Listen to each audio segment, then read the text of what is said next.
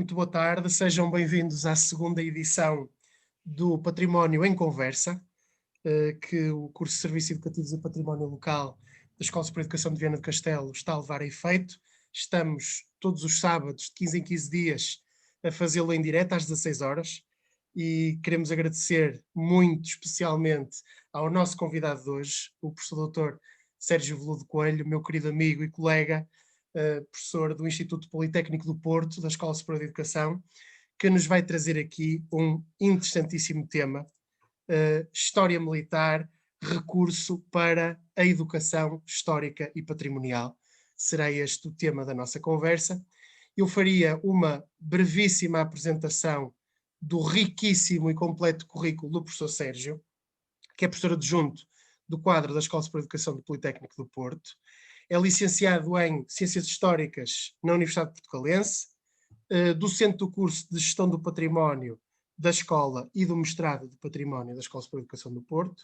Para além disso, academicamente, mestre em História Moderna na Faculdade de Letras, com a dissertação Figurinos Militares da Regeneração, Aparência e Realidade, 1848-92, pós-graduado em História Militar pela Universidade de Lusíada de Lisboa e doutorado em História na Universidade Portucalense Infanto Henrique, com a tese Arsenais Reais de Lisboa e Porto, 1800-1814. Tive o prazer e a honra de estar presente nesta dissertação, nesta defesa de provas públicas. Foi galardoado com o Prémio Defesa Nacional 2010 pela Comissão Portuguesa de História Militar. Para além disso, o professor Sérgio é investigador integrado do Centro de Investigação e Inovação da Escola Superior de Educação do Técnico do Porto, também colaborador do CITAR da Escola das Artes da Universidade Católica e do Núcleo de Estudos de Arte e Património da Escola Superior de Educação do Porto. Para além disso, do ponto de vista associativo e das variadíssimas associações a que o professor Sérgio faz parte, é presidente da Associação de Amigos do Arquivo Distrital do Porto, sócio da Liga e grande empreendedor também na Liga dos Amigos do Museu Militar do Porto, sócio fundador da Associação Napoleónica, é membro do Grupo de Recriação Histórica do município de Almeida e também autor de vários artigos e livros nas áreas científicas de História Militar, História Industrial e Património Cultural, além de auditor de Defesa Nacional. Meu caro amigo Sérgio, seja muito bem-vindo. Muito obrigado pela tua disponibilidade. Muito obrigado. Hoje é um momento particularmente feliz. Primeiro, agradecer o convite do Politécnico de Viana na pessoa, sendo o Politécnico do Porto, e somos dois politécnicos aqui do Norte, fortes, do meu querido amigo Gonçalo, mas também me sensibiliza ter aqui a presença de um querido amigo que foi meu professor e mestre e mentor, que é o Dr. José Augusto Maia Marques, que as primeiras letras da universidade foi seu aluno logo no primeiro ano, há uns anitos, não vamos dizer quantos, que é melhor não, mas porque ele está na mesma. O professor José Augusto está na mesma, os anos não querem passar por ele, passam mais depressa por mim. O tema é desafiante porque, de facto, ligar a história militar e a educação patrimonial parece, à partida, algo um bocadinho irreconciliável, por causa de algum preconceito, que eu não digo que exista hoje em dia, mas durante muito tempo, quando se falava em história militar, e eu fui dentro do âmbito académico, não fui dos primeiros, nada disso, mas quando eu enveredei pela via da investigação da história militar, os primeiros olhares eram entre o estranho, o politicamente incorreto, o alien, ou alguém que, pronto, tinha mais nada para fazer que se dedicar ao estudo da história militar. Não era verdade. A história militar desde há muito tempo que é estudada. Em Portugal, durante muito tempo, a história militar foi um pouco, e eu não quero que me interpretem mal o termo, foi um feudo dos militares. Não quero que aqui que a palavra seja mal entendida, é a palavra que me ocorre mais facilmente, feudo nesse sentido. Era um bocado estranho que um civil se dedicasse ao estudo da coisa militar. A coisa militar é mesmo um termo que se usa com alguma regularidade, portanto, que envolve a transversalidade e a totalidade dos temas da história militar, que é vasta, porque passa por muita coisa e que iremos já ver, até que começamos a romper barreiras. Até por uma razão. Nós, quando falamos em história militar, temos que colocar uma primeira questão. Nós estamos a falar de história militar ou de história com temática militar? Que é a mesma questão que, desculpem o paralelismo, que possivelmente já ouviram falar de turismo militar. Nós estamos a falar de turismo militar ou de turismo de temática militar? É que, o termo história militar é cômodo, mas se nós formos a ver a produção, se fizermos um estado da arte, da produção académica, de há muitos anos para cá, nós vemos que já se fazia história militar por civis, por académicos, por muita gente da área da história, e não só, com temática militar. E mais, a temática militar, e eu aqui se calhar fujo um bocado ao termo história militar, tem as suas particularidades, como tem qualquer outro ramo da história. Ou seja, há um vocabulário próprio, há uma metodologia própria de investigação. Não quer dizer que esteja divorciada das outras metodologias de investigação da história, como estarão ligados à questão da história no ramo científico, da investigação qualitativa, quantitativa, das fontes primárias, fontes secundárias. Portanto, as exigências na história militar são as mesmas que nas exigências na história da arte, nos estudos arqueológicos, na história, na vertente científica, seja na história da educação, na vertente da história da educação, porque ela existe, não é? Do património, da análise patrimonial, que, aliás, o estudo do património, digamos que é assim um grande absortor, passa a expressão de várias tipologias da história, e não só. E a história não está sozinha, porque se tem que socorrer, e a história militar, sobretudo, e agora entro um bocadinho na história da temática militar ou na história militar, não está sozinha, nem pode estar, porque tem que se socorrer de outras ciências que a própria história se socorre, como a antropologia, a sociologia, até ciências exatas, porque eu lembro perfeitamente que a estatística é importante para o estudo da história. Agora não me perguntem, não me peçam para fazer um estudo estatístico, porque eu não consigo. Eu e os números temos uma relação muito difícil, senão seria engenheiro, mas não, continuaria sempre agarrado à história. E depois também há um mito, só pode estudar história militar quem passou pelas fileiras. Não é verdade. Eu, por acaso, passei pelas fileiras, não é por aí. Eu conheço pessoas que passaram pelas fileiras, não se pode falar em história militar, porque eles ficam logo com urticária, passa a expressão. Não. A história militar é um ramo da história que deve ser estudado como qualquer outro ramo. Há que ter o cuidado, é que quando se estuda, e quando nós o estudamos, de falar com quem já o fez para adquirir o vocabulário ou o glossário dos temas. Eu vou arguir uma tese de uma universidade, e já arguí uma tese de doutoramento também de outra universidade, em que as pessoas não tinham passado pelas fileiras, mas foi louvável a coragem de assumir que são temas da área da história militar, que estão um bocadinho coxas, no sentido do vocabulário, da expressão, do conhecimento da coisa militar, o que pode levar a um discurso pouco, como é que é dizer, pouco, falta-me o termo, não é credível, porque o que lá está é credível, e devidamente, uma já está arguída, a outra vou arguir. Um discurso um pouco sólido, ou com relativa pouca solidez sobre o tema. É a mesma coisa se me pedissem para falar sobre a Idade Média. Ou seja, temos as nossas praias. As praias não devem estar isoladas. Devemos recorrer, quando for necessário, dentro de história militar, interpretar aspectos artísticos, como, por exemplo, interpretar os portões ou a zona de entrada da Fortaleza da Almeida, com toda a sua vertente artística, possivelmente buscar um colega de História da Arte ou um colega da área da fortificação, como o Mário Barroca, que não é necessariamente um historiador militar, mas tem um domínio muito, tem um domínio, é um mestre, ele é catedrático, é uma pessoa extremamente credenciada na análise da fortificação. E notem que não tem que ser necessariamente numa perspectiva de história militar, a fortificação pode ser numa perspectiva do património construído. E eu posso estar a fazer um trabalho e ter que pedir o apoio para ele me interpretar, ou alguém da História da Arte para me interpretar se a entrada a porta de São Francisco de Almeida está no estilo barroco ou não.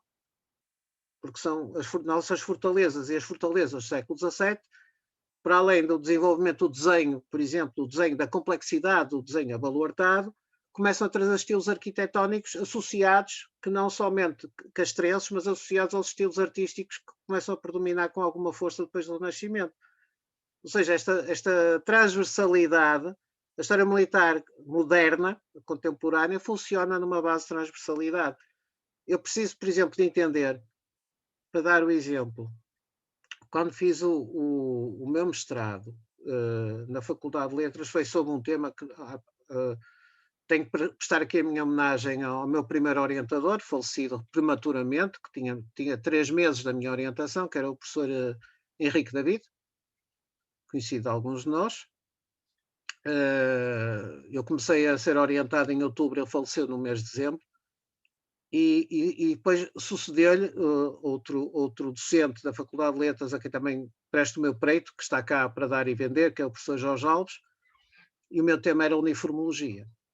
E tenho que agradecer ao professor Jorge Alves, porque ao suceder a um orientador que tinha falecido, podia-me ter dito para simplesmente mudar de tema. E não, deixam-me seguir com um tema que era estranho e um bocado inovador, que era uniformologia. E o que é esta uniformologia? Há uma ciência a estudar os uniformes? Ela construiu-se lá fora. Está ligada um pouco ao mundo da moda? Está ligada ao design do vestuário? Está ligada à antropologia da vestimentária? Está.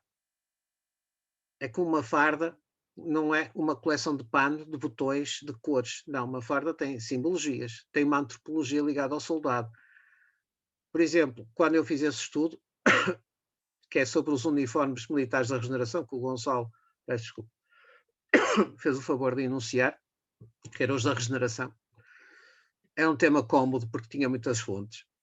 Portanto, tinha fontes quanto bastasse. Não deu muito trabalho fazer, embora sejam mestrados antigos, com mais de 500 páginas. Portanto, aquilo dava para ser classificado numa balança. Portanto, usava-se, era pesado. 500 páginas foram diverso.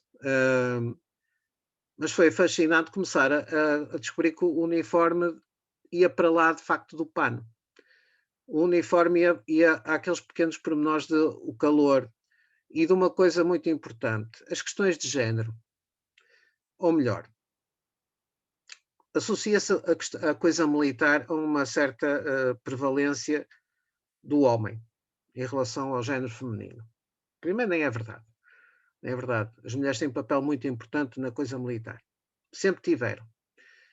Mas é o sítio onde o homem e o uniforme, especialmente, é um item da história militar onde o homem, desde muito cedo, vai realizar tarefas do foro feminino em campo de batalha. Ou seja, um soldado, fora do contexto do campo de batalha, na sua casa, sua licença, ou fora do campo de batalha, nunca na vida aceitaria cozer um botão. Nunca na vida aceitaria cozer uma bainha. Nunca na vida, se calhar, aceitaria lavar a sua roupa.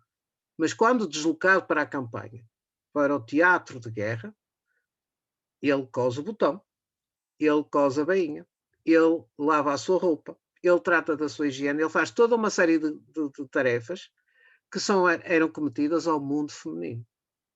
Portanto, estamos a ver que, por exemplo, dentro da história militar, nós podemos ir ao ponto em que do determinismo, eu não vou usar, o termo é antiquado, mas há um determinismo ambientalista em que o militar é levado a determinado tipo de tarefas que não faz nem faria noutros contextos, continuando a ser militar. Não é? A comida, por exemplo, há uma gastronomia ligada. A história militar é rica na gastronomia. Aquela ideia que vivemos só a caldo e sopas, não. Deixem-me só dar um exemplo. Há pratos neste momento. Há um famoso restaurante parisiense, que é o Tour d'Argent, ou seja, neste momento continua, penso que a ser o restaurante mais caro do mundo, ou seja, ir lá almoçar, possivelmente vendemos a casa ou o carro, e o carro tem que ser bom, se não for muito bom não chega para pagar se calhar as entradas, em que as refeições são numeradas. Ou seja, a refeição que é servida é numerada. E eles numeram as refeições ano após ano. Uma das receitas que lá tem é o frango marengo. La poule marengo. O que é o frango marengo? É uma receita que se atribui, mas acredito que seja atribuído com veracidade, a Napoleão.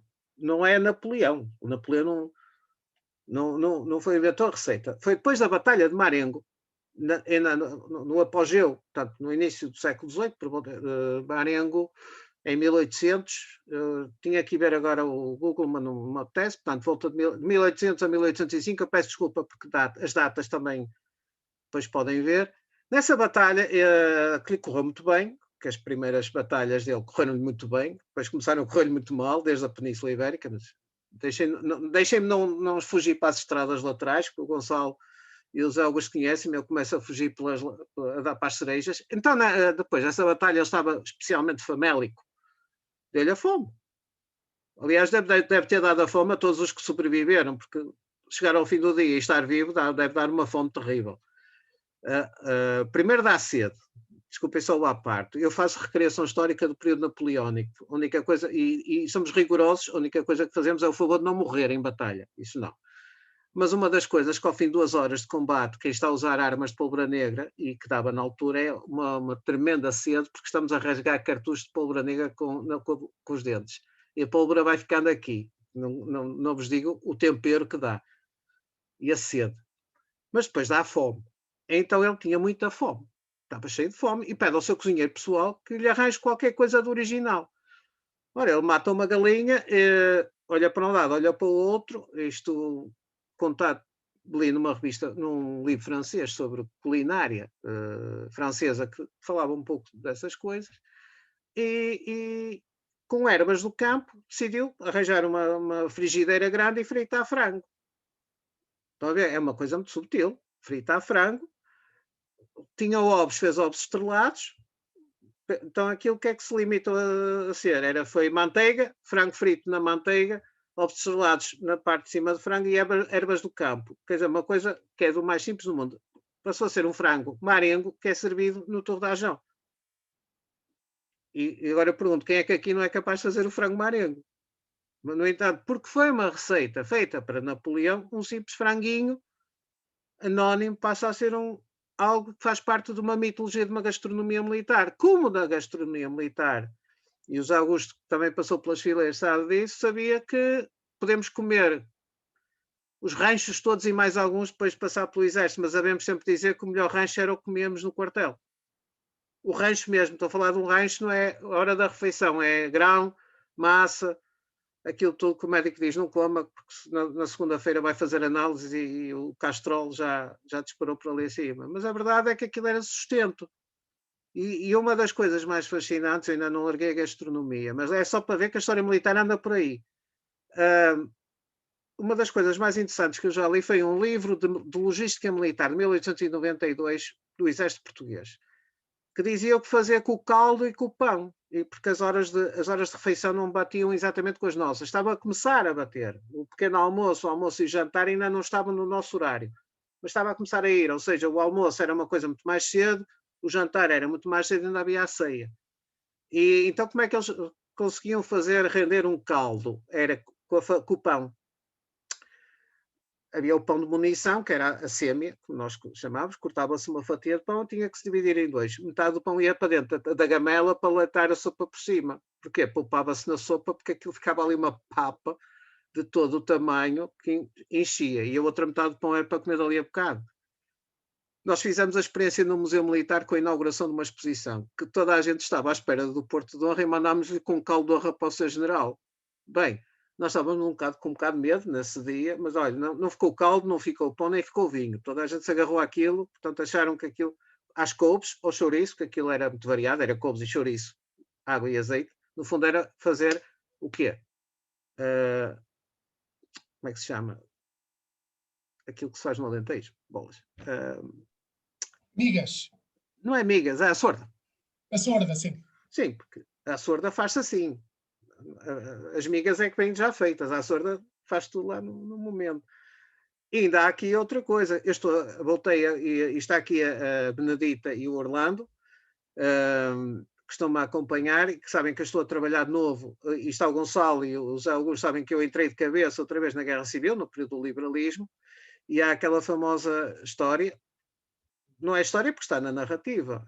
A certa altura, durante o cerco do Porto, ao fim de uns meses, portanto, acabou a carne de porco, acabou a carne de memé, como eu dizia, a carne de mumu, desapareceram os gatos, desapareceram os cães. Já não vou mais longe. E depois, pela Barra, o porto estava fechado, portanto, os liberais estavam cercados pelos miguelistas. A narrativa diz que os navios vinham pôr à Barra aquilo que se conservava melhor dentro dos navios, que era o arroz, o bacalhau e o açúcar, que tinham melhor índice de conservação nos porões dos navios que vinham de Inglaterra ou da costa francesa e que tinham que vir ao largo da cidade, mas não podiam entrar ao Rio Douro, senão a artilharia miguelista mandava-os ao fundo. Então os mariantes iam nos seus botes buscar esses materiais, para além das pólvoras, dos cartuchos para espingarda, as espingardas. Portanto, os portuenses iam de noite pela Estrada do Ouro, que é a estrada marginal do Rio, que agora está decente, não é? Está toda calcetada, mas ela já existia, mas era um caminho, com miguelistas de um lado e do outro. Os miguelistas estavam situados na zona de Serralves, Ervilha, portanto, aquela parte alta ali, que é quem desce atualmente a avenida do Marcelo Gomes da Costa, é toda a parte direita, no sentido descendente. E para o lado da pasteleira estava um tampão de tropas escocesas liberais, comandadas por um oficial completamente doido, que é o Robert Shaw. E depois do lado sul estava tudo ocupado pelos miguelistas, exceto a Serra do Pilar. Ou seja, os portuenses tinham que fazer esse trajeto de noite para ir buscar os mantimentos em silêncio e a pé.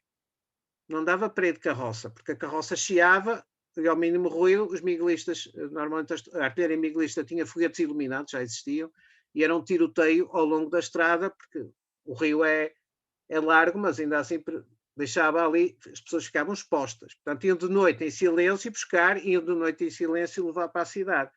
E o bacalhau, o arroz e o açúcar faz pensar que a certa altura, e um bocado de farinha, a dieta do portuense começa a ser um bocado de pão e depois várias variações de arroz doce e arroz de bacalhau ao almoço, e bacalhau com arroz ao jantar e arroz doce outra vez. Portanto, aquilo devia, a certa altura, haver uma certa monotonia. A última história que eu tenho aqui para contar sobre a gastronomia deve ser os 16h37, hora do lanche, que é o que é que se passou com as tropas portuguesas na Primeira Guerra Mundial. Reparem, eu estou a falar em história militar, e estou desde há um bom bocado a falar de gastronomia. E estou a tratar de história militar pura e dura. Não sei se já se aperceberam disso. O que é que acontece? Quando nós fomos para... Quando o governo da República nos empurrou para a Primeira Guerra, para a França, porque nós estávamos em guerra com a Alemanha desde 1914, mas sem guerra declarada em África, em Angola e Moçambique. Ou seja, conseguimos estar 2 anos a combater com os alemães sem declarar a guerra um ao outro. Só que o governo da República queria a força toda a entrar. Lá está, conhecer a história militar da Primeira Guerra Mundial é importante para se conhecer um contexto de educação histórica, para se perceber o período da Primeira República, não deitando culpas políticas, mas percebendo as motivações, porque é que um país como Portugal é empurrado para uma guerra. Não é guerra em África, que é uma chamada guerra justa, justificada pelo ataque a um território, mas a imposição do próprio governo da República faz de se querer imiscuir numa guerra que pouco lhe dizia na frente ocidental, na Flandres. E pronto, não vou entrar aqui que isso seria motivo para mais uma conversa, das razões que são conhecidas, não são todas ainda tão públicas quanto isso, mas algumas são subejamente conhecidas. A questão é que se mandam 57 mil homens para a Flandres, para um setor onde eu já lá estive, e penso que o Zé Augusto também esteve, e não sei se o Gonçalo também esteve, no setor português, que é só água, dá-se um pontapé na terra e sai água. Portanto, nós fomos para o meio do Ludassal, o governo mandou 57 mil homens para a Flandres e depois esqueceu-se lá deles, a começar. Não rodou. Aqueles homens foram para lá mais de um ano, nunca foram rendidos. Ora, nós quisemos entrar na festa, passa a expressão, mas sem estar preparados para a festa. E uma das coisas que na história militar, dentro da própria história militar, é subvalorizada, é a logística. Nenhum exército na história funciona sem logística. O que é logística? Barriga cheia, munição na bolsa, fardamento, formas dignas de alojar o soldado, etc, etc. A alimentação é uma das coisas mais importantes. Ora bom, quando os portugueses começam a chegar a Brest, a França, e aí vão tomar posições, portanto, no nosso setor, que era entre Saint-Venant até a Armentières, eram cerca de 11 a 18 quilómetros, variava um bocadinho a largura da frente. De início ainda conseguíamos ter uma cadeia de abastecimentos que vinha de Portugal, com aquilo que era tipicamente do gosto português. Feijões, carne de porco, enchidos, aguardente. As padarias ainda tinham capacidade e farinha para fazer o pão ao gosto português, mas o pão tinha um problema. Os fornos de campanha não me possibilitavam que se fizesse broa. Eu só vinha saber isto na Escola de Serviços do Exército, com o Sargento Alves, aí na Póvoa do Varzim. Portanto, tinha que ser feito pão que, ao fim de algum tempo, na forma clássica, acontece o que acontece a qualquer bom pão que se preze, ganha bolor, não é? Estraga-se, ainda para mais nas condições da Flandres, o pão, o grau de aceleração e degradação dos alimentos era muito maior. Portanto, a certa altura há uma ruptura da logística de Portugal para com as tropas portuguesas na Flandres, e acontece aquilo que os ingleses estavam a prever que acontecesse e que não queriam que Portugal fosse à guerra por essa razão. É que agora é que nós é que vamos ter que lhes dar o que falta. Já tiveram que lhes dar as espingardas, porque era para o armamento ficar uniformizado, e a certa altura tiveram que lhes fazer os uniformes, porque já não vinham fardas de Portugal, fornecer as botas, porque as botas que vinham de Portugal apodreciam nas trincheiras, eles ficavam com os pés, chegava a ver os pés frios, chegou a haver casos de amputação, porque infectava, bastava uma unha encravada a infectar, dava uma gangrena para ir afora.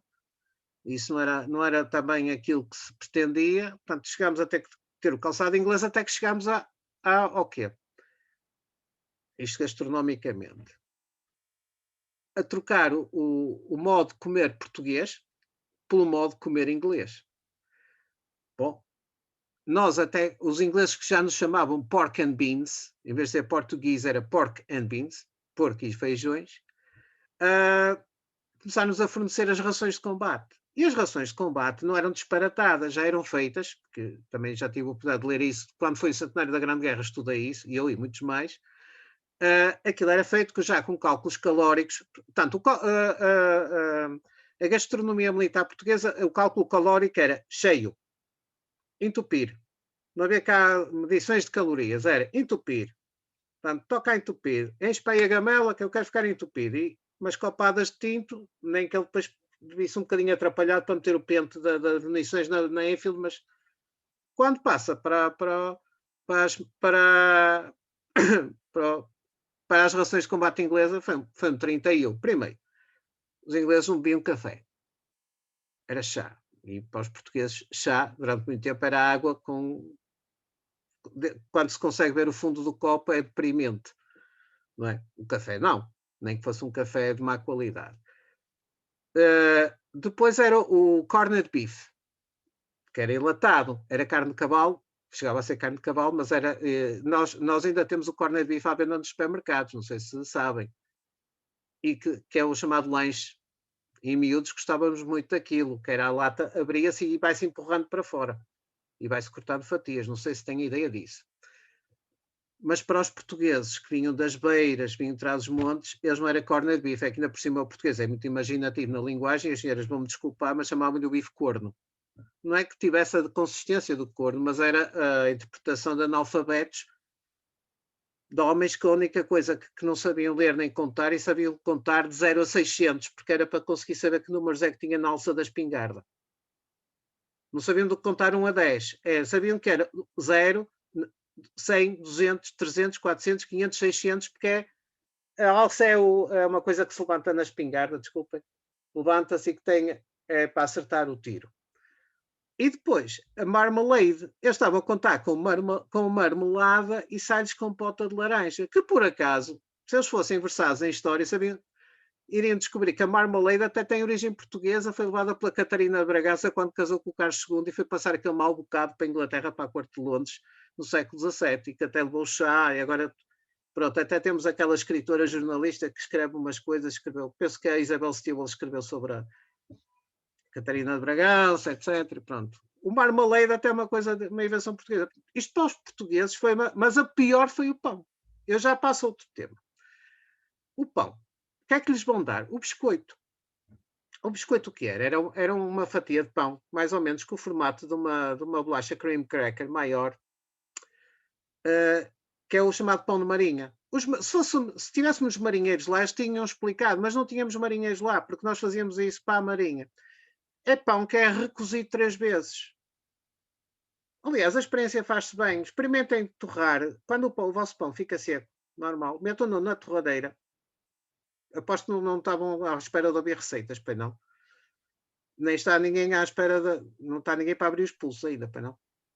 A grande vantagem destas conversas é isso mesmo, é que elas começam, decorrem e ninguém sabe, porque nós não temos guião, não temos Mas é assim, roteiro, basta perceber-se quando se quer que o pão dure mais algum tempo, mete-se na torradeira, torra-se, tira-se, volta-se a torrar e lá durar mais algum tempo. Quer dizer, já não tem a consistência de pão, passa a tostas.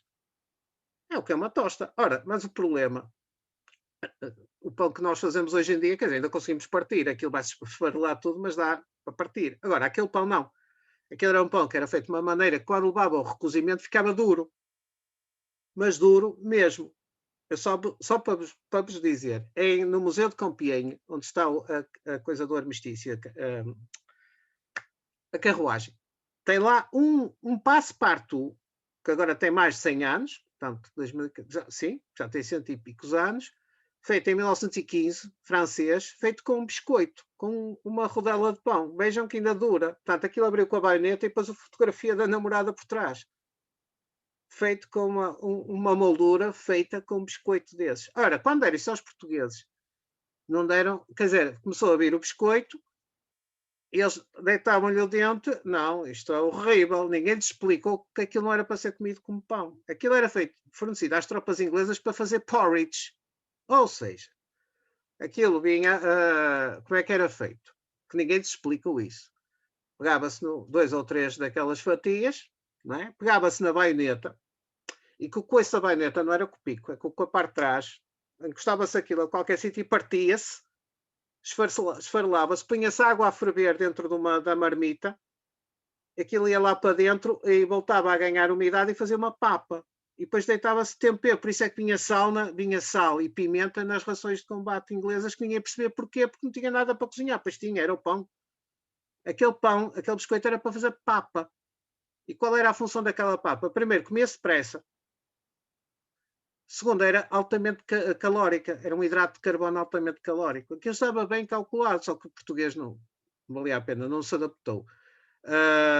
E depois a única coisa que ainda se conseguia fazer chegar, porque eles conseguiam arranjar, era vinho, só que era vinho francês, e habituaram-se ao vinho ali da zona do norte de Calais, não sei se era bom, se era mau. A aguardente, habituaram-se à genebra, às bebidas francesas, mas isso, estão a ver, um exército, a barriga, a parte alimentar de um exército é sempre importante. Eu que eu digo é que eu estava em Mafra e peguei na minha ração de combate e fui abrir uma lata de feijoada e estava em 1988, abril, eu lá. E olhei e vi janeiro de 1973, na parte de trás da lata. E esta feijoada foi feita, ainda havia guerra do ultramar, comi aquilo, ainda cá estou. Portanto, isto é uma das coisas que eu, em termos de história militar, estive a discorrer. Como podia estar a discorrer sobre o vestuário?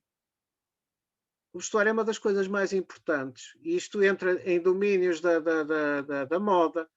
Por exemplo, a influência do vestuário militar na moda civil e a influência da moda civil no vestuário. Desde sempre. Desde sempre. É um tema interessantíssimo e eu se calhar ia-te desafiar. Tens aqueles exemplos interessantes diacrónicos, se nos quisesses passar, acho fazermos essa retrospectiva. Nós usamos hoje em dia, por exemplo, o professor José Augusto está a usar um polar. Eu acho que tens um polar vestido, não tens, José Augusto? O casaco é polar. A primeira vez que se cria o material polar é para material, tem cerca de 25 anos, é um sistema térmico para fardamentos. Principalmente depois para missões no Afeganistão, etc, etc. Como o Gore-Tex, que hoje em dia o Gore-Tex, vocês vão ao CA, compram impermeáveis. Antigamente, não se lembram, os quispos tinham que levar impermeabilizações. Não sei se se recordam na lavandaria de mandar impermeabilizar. Os mais novos talvez não, mas as pessoas com mais alguns aninhos em cima. Hoje em dia, se for Gore-Tex, não precisa. que é um tecido naturalmente, nylon naturalmente impermeável. O Conogortex foi criado para a moda civil, não foi criado para uso militar e passou para o uso civil.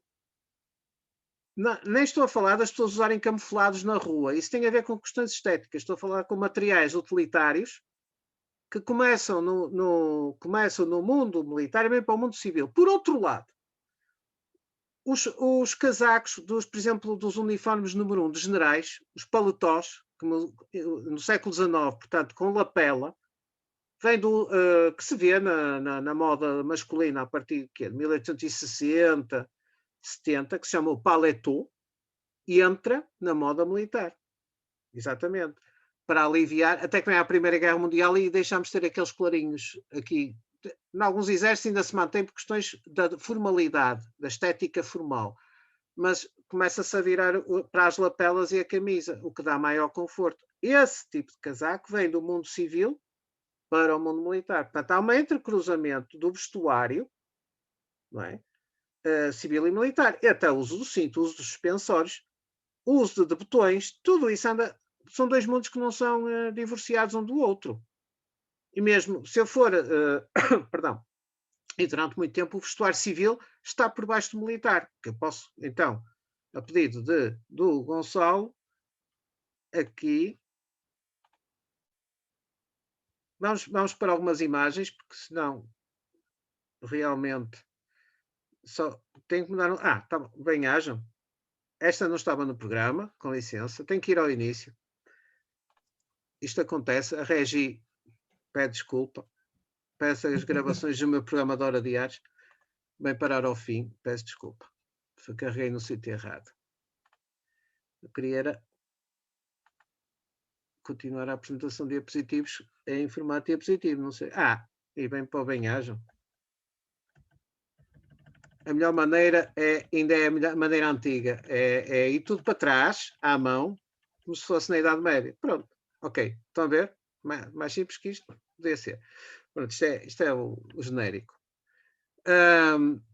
Há uma coisa, em termos de história militar, eu podia estar aqui muito tempo a falar da história militar pura e dura, mas como recurso para a educação patrimonial, eu defendo um recurso, a história militar, através de um recurso prático, que é a recriação história e a história viva, que é uma coisa para ser levada muito a sério. Já foi tema de doutoramento e continua a ser. Porque eu não vou aqui dissertar sobre a educação patrimonial e a educação histórica. Desculpem o patrimonial, porque eu sou da área do património e é por defeito, de maneira nenhuma não me levem a mal, mas priorizando sobre a educação histórica e a educação patrimonial. Eu só pergunto, e não pergunto aqui porque estamos aqui entre profissionais, mas nós sabemos que as pessoas, qualquer pessoa, gosta de ver a história com ilustração, ou não será? E deixem-me só interromper o compartilhamento para colocar esta questão e abro os microfones para um minuto para as pessoas, no vosso contacto com as pessoas com que ensinam ou com que lidam, o que é que pode incentivar mais é a leitura e interpretação da história. Porque sabemos que por vezes a história cria algum problema às pessoas porque acham que vai ser uma sessão de datas, que pode ser um discurso maçador, etc. E às vezes não se consegue evitar. Agora, eu pergunto muito francamente, porque eu adoro livros de história que tenham ilustrações. E eu, quando os faço, meto ilustrações e depois mostro já. Mostro já, se tiver tempo. Concordam comigo? Se não concordarem, digam porquê. Não é melhor que a história seja ilustrada, porque o próprio utente para ver a história não fixa muito melhor o facto. Isto não é infantilizar o público. Nós sabemos que os miúdos adoram livros de história ilustrados, mas por alguma razão gostam deles, porque estão a memorizar os conteúdos. Agora eu pergunto, quando se chega aos 40 ou aos 53 anos, eu continuo a querer a comprar livros. Eu, obviamente, posso comprar uma obra de fundo sobre o Império Romano, do Gibbon, sem nenhuma ilustração, mas vou tentar acompanhar com uma publicação paralela que tenha ilustrações, porque eu quero saber muito sobre os romanos do século III. E quero visualizar. Eu falo por mim na história militar, eu gosto de visualizar o uniforme. Porque é que o uniforme prussiano tem aquela cor? Porque é que o uniforme português tem o azul Prússia? Não é por acaso que Schaumburg-Lippe, o Conde Lippe vem da Prússia. vem de um Estado prussiano, vem introduzir uma cor azul. Isto não há casos. Já havia cor azul no exército português, mas não era aquele azul, era outro. Isto como é que se consegue? Através das fontes iconográficas e transmitindo-as. Ora, se estamos a ver uma perspectiva dinâmica, então a perspectiva dinâmica aqui o que é que configura? O que eu tento configurar é o seguinte, na minha opinião, é que a recriação histórica, e isso é uma grande responsabilidade, porque eu a faço e estou ligado a quem a faz, tem que ser feita com algum rigor. Como eu digo, não é o rigor, vocês não são rigorosos, não morreram no campo de batalha, não. É o rigor de estudar, que se é para fazer mal, mais vale estar quieto. Também há a ilustração desenhada, mas pronto. Uma recriação dinâmica, uma história viva dinâmica, é acho que faz o elo de ligação entre os fatores da história, seja ela qual for, até pode ser história de arte, porque há uma, também vos digo, eu estou aqui para falar de história militar, mas sou recriador histórico.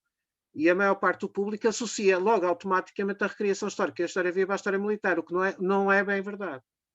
Não é verdade, não tem que ser assim. Nós podemos fazer a recriação histórica de muita coisa. De história da medicina, de história da gastronomia, lá bem eu à gastronomia, porque ela é importante, da história das vivências.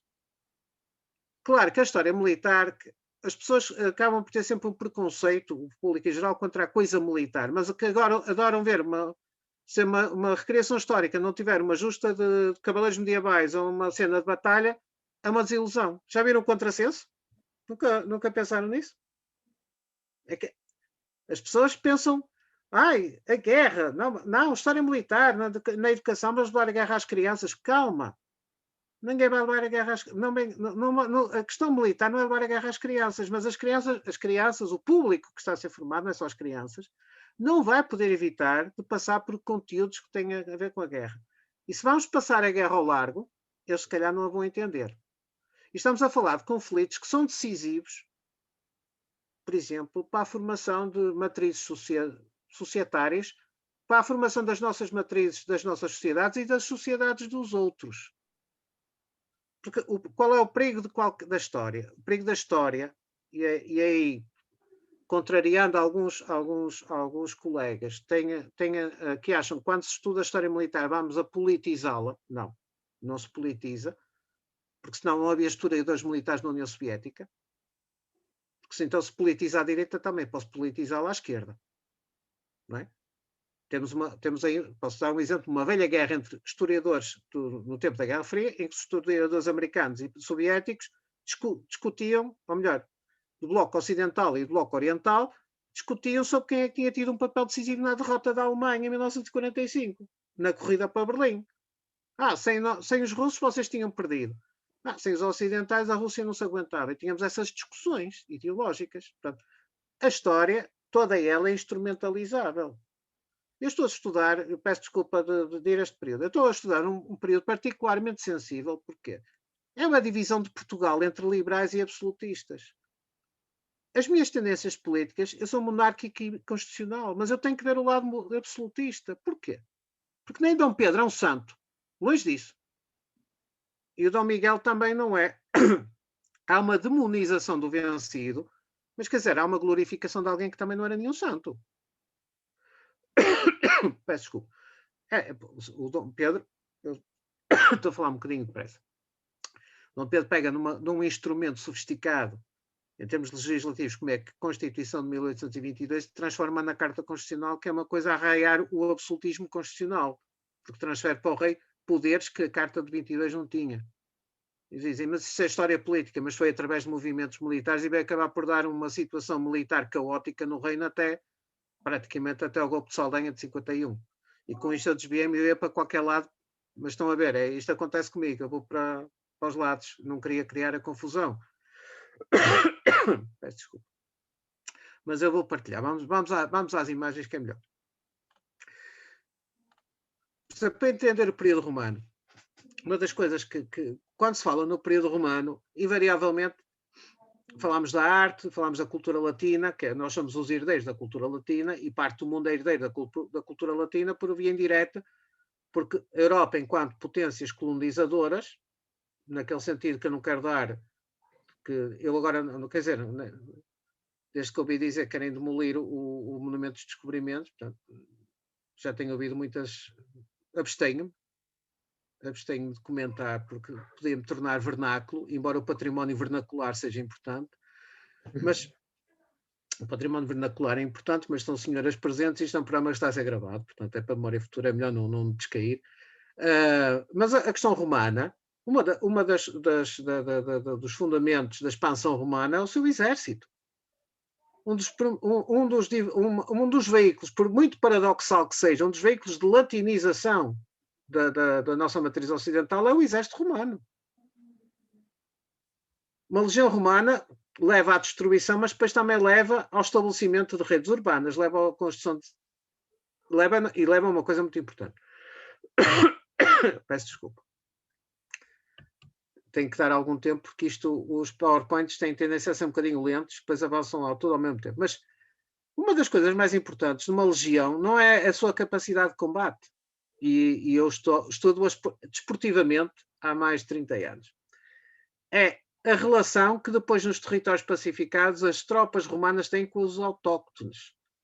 A miscigenação que o romano faz com o gaulês, ou com a gaulesa, que faz com as tribos germânicas. Ou seja, porquê? Por uma coisa muito inteligente. O filho, à partida, o filho de um legionário romano e de uma nativa, nasce sendo barão, isto aqui, o género vai prevalecer, terá cidadania romana. E irá seguir as pisadas do pai. É uma maneira de criar manpower, recursos humanos para guarnecer a fronteira romana durante centenas de anos. O trisneto de um legionário romano já possivelmente ainda era legionário. E agora, este exemplo é único? Não. Como é que pensam que Portugal militarmente segurou o seu império nas Índias?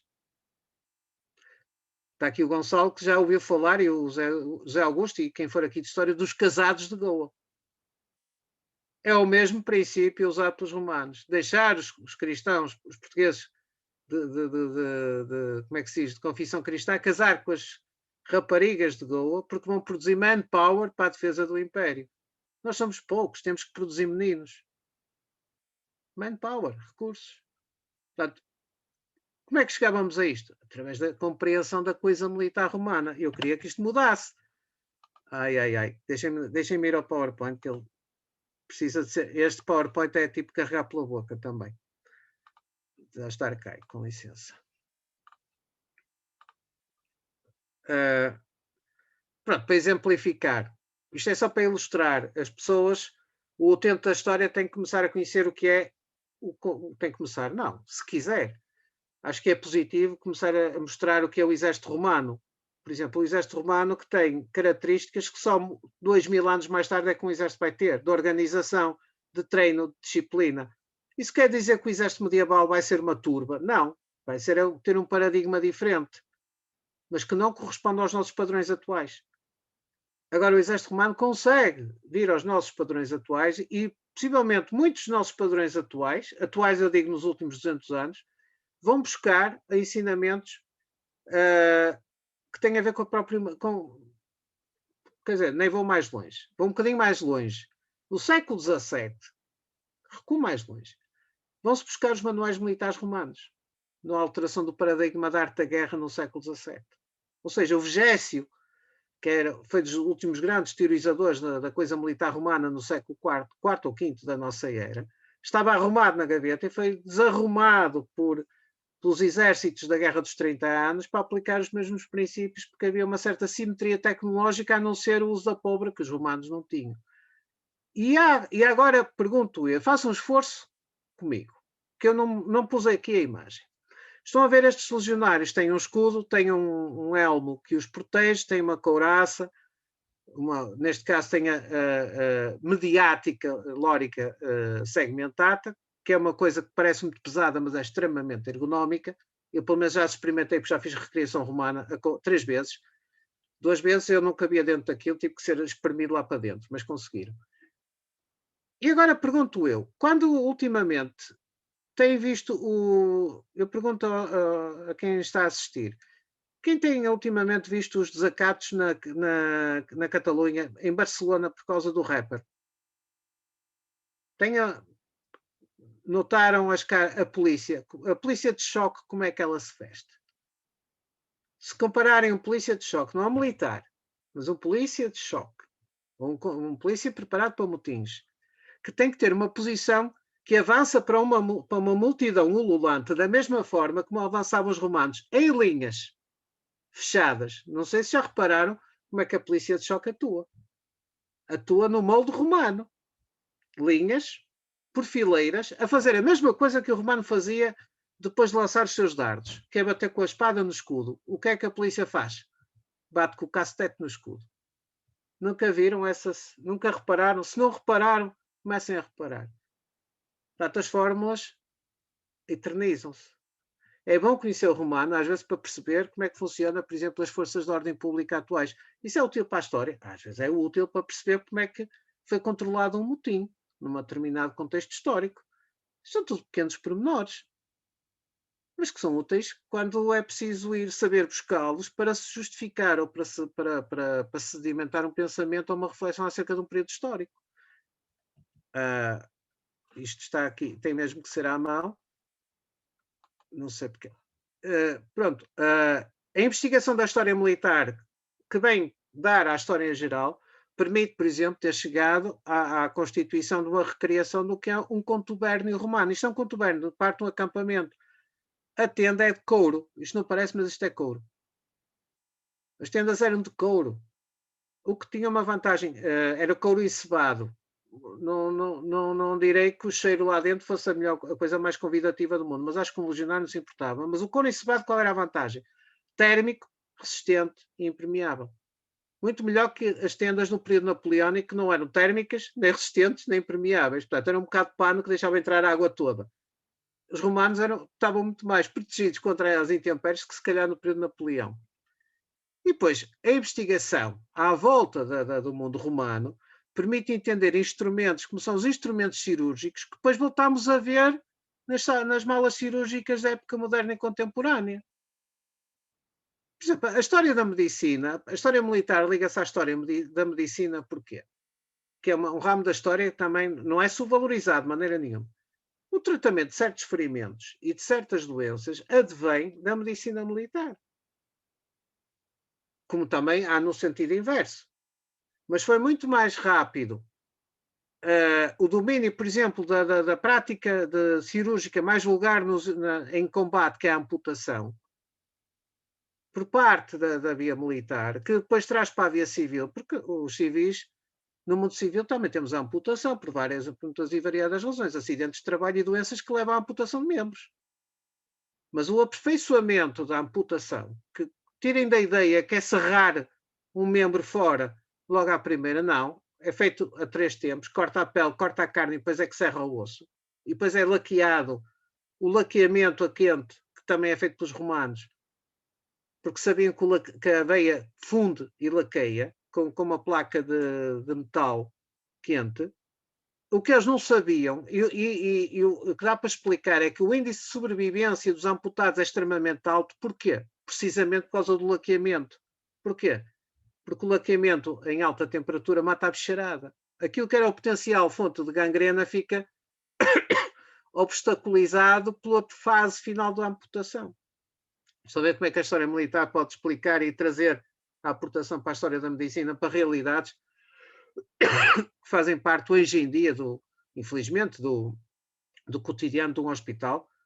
Eu tenho um primo que era professor de cirurgia no Hospital São João e costumava dizer com maior desavontade, quando me encontrava com ele ao fim da tarde, hoje foram 4 pernas. E eu, como? Pelo sistema há 3 tempos que ainda usámos. E eu, mas vocês não usam isto é os pormenores da tarde. Porquê é que não usam uma serra elétrica? Porque estilhaça o osso. Temos que usar um cabo de diamante, uma coisa esquisita, que é um fio que se dá 2 voltinhas e o osso cai direitinho. Pois a história militar também tem estes pormenores tétricos, mas que fazem parte da nossa realidade civil e das realidades da história, não é? E das doenças que as personagens históricas, quer dizer, quantos membros da nossa família real não tinham doenças e pessoas conhecidas? Olhem a cegueira do Camilo Castelo Branco. Que era? Cataratas? Eu por acaso não sei. mas que foi o suficiente para ele pegar num revólver Valodog e dar um tiro na cabeça. Posso ser mauzinho? Permitem-me que eu seja mauzinho? Posso mesmo ser mauzinho? Eu acho que ele recuperou das cataratas nesse dia e viu a Ana Plácido e pronto. Fui mauzinho. Não queria ser, mas fui. Mas bom. Mas pronto, por exemplo, continuando, aqui o que se quer ilustrar, isto é uma reconstituição de uma isto é na Alemanha, apesar de ter aqui uns canos, é uma rua que tem uma ligeira semelhança com uma antiga rua romana. Aliás, é numa antiga zona de implantação romana, no lado de cá do Reno, na Alemanha. E depois temos aqui, por exemplo, a famosa sandália romana, que é um mito. Aqui está com o pé descoberto, porque é um mito Hollywood. Eles usavam piugas. Porque com a arqueologia experimental, a história viva, começou-se a chegar à conclusão que fazer 20 km com isto sem uma piuga não era propriamente a coisa mais confortável do mundo. Portanto, agora, quando se encontraram piugas do século IV, vocês não imaginam as cores que as piugas tinham. Eram às listas, às cores. Portanto, aquilo dava um sortido. A arqueologia também nos ajuda a sedimentar estas coisas da história. E depois temos os legionários que ninguém está habituado a ver, que são do fim do Império, século III e século IV. As pessoas já identificam isto, que estão habituados a ver as séries com um legionário romano. Não, mas é do século IV, V, é da transição do período romano para a Idade Média, porque eu recuso-me a dizer fim do Império Romano do Ocidente. Ele transforma-se na nossa Alta Idade Média. É um período de transição. E porquê é que eu pessoalmente acho isto? Precisamente por causa da via militar.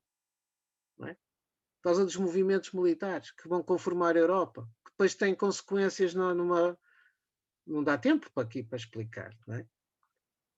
É o que eu digo, eu consumo muito tempo com estas coisas. Depois entramos na Idade Média, temos aqui o Hastings. Isto é uma recriação da Batalha de Hastings, que é algo de muito caro para os ingleses. Eu não pus aqui exemplos portugueses, porquê? Porque eu tenho um bocado de medo de pôr exemplos de recriadores portugueses, embora neste momento haja de muita qualidade, mas não tem muito para este período, para o século XI. E o que é que nós vemos aqui?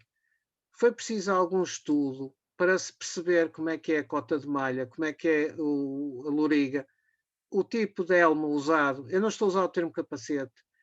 A lança, tudo isto. O que é que isto permite? Permite, quando as pessoas vão assistir a isto, a esta recriação da Batalha de Hastings, que para eles é importante no Reino Unido,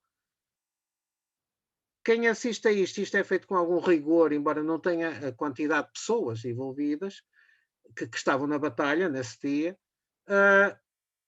memorizar e quando lerem conseguem criar a imagem mental do acontecimento. Como eu digo, podia ser isto, como pode ser uma cena de corte, como pode ser uma cena fora do mundo militar. Portanto, a visualização da história, eu aqui remeto à história militar, é importante para solidificar a perspectiva. Por isso que eu acho que a história ilustrada é sempre outra coisa, mas isso é a minha opinião.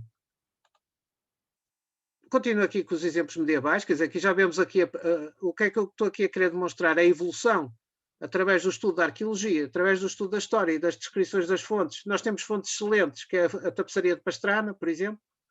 As tapeçarias de Pastrana são uma fonte excelente para se perceber as tropas do rei de Dom Afonso V na campanha, o africano, porque aquilo está realista.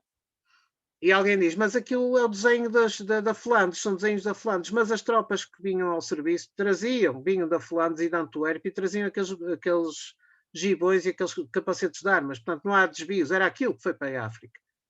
Portanto é uma excelente fonte, olhar para uma tapeçaria que historicamente faz parte de um tipo de património artístico e de algo que servia para decorar um salão de estatuto, mas que permite interpretar e buscar os sinais da história, no caso da história militar. Pormenores. Aquela ideia que a espada era usada, não se pode...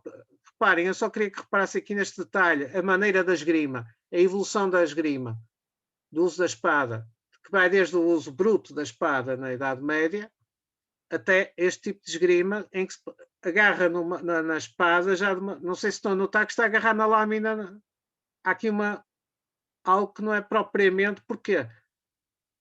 porque estes dois homens estão com uma sofisticação de proteção que só é conseguida a partir do final do século XIV e início do século XV, que é a armadura de placas, que os torna literalmente invulneráveis. Tentar meter aqui uma espada é procurar, é impossível decapitar um homem deste ou cortar-lhe um braço fora. Então o que é que nós vemos nas espadas deste período? As espadas tornam-se fininhas, porque o aço fica de melhor qualidade. Tornam-se fininhas porquê? Porque já não me interessa golpear, eu não vou fazer nenhum golpe aqui. Vou tentar estocar, vou tentar procurar um sítio para furar. Não é?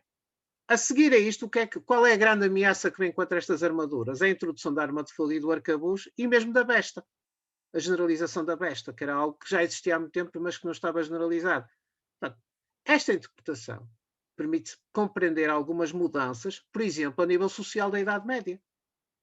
A criação das milícias, quando se fala em cidades, a criação das milícias, muito, por exemplo, o professor José Matoso, o professor Baquer Moreno, muito falavam a nível do municipalismo, por exemplo, entender o cavaleiro vilão, entender o besteiro de conto.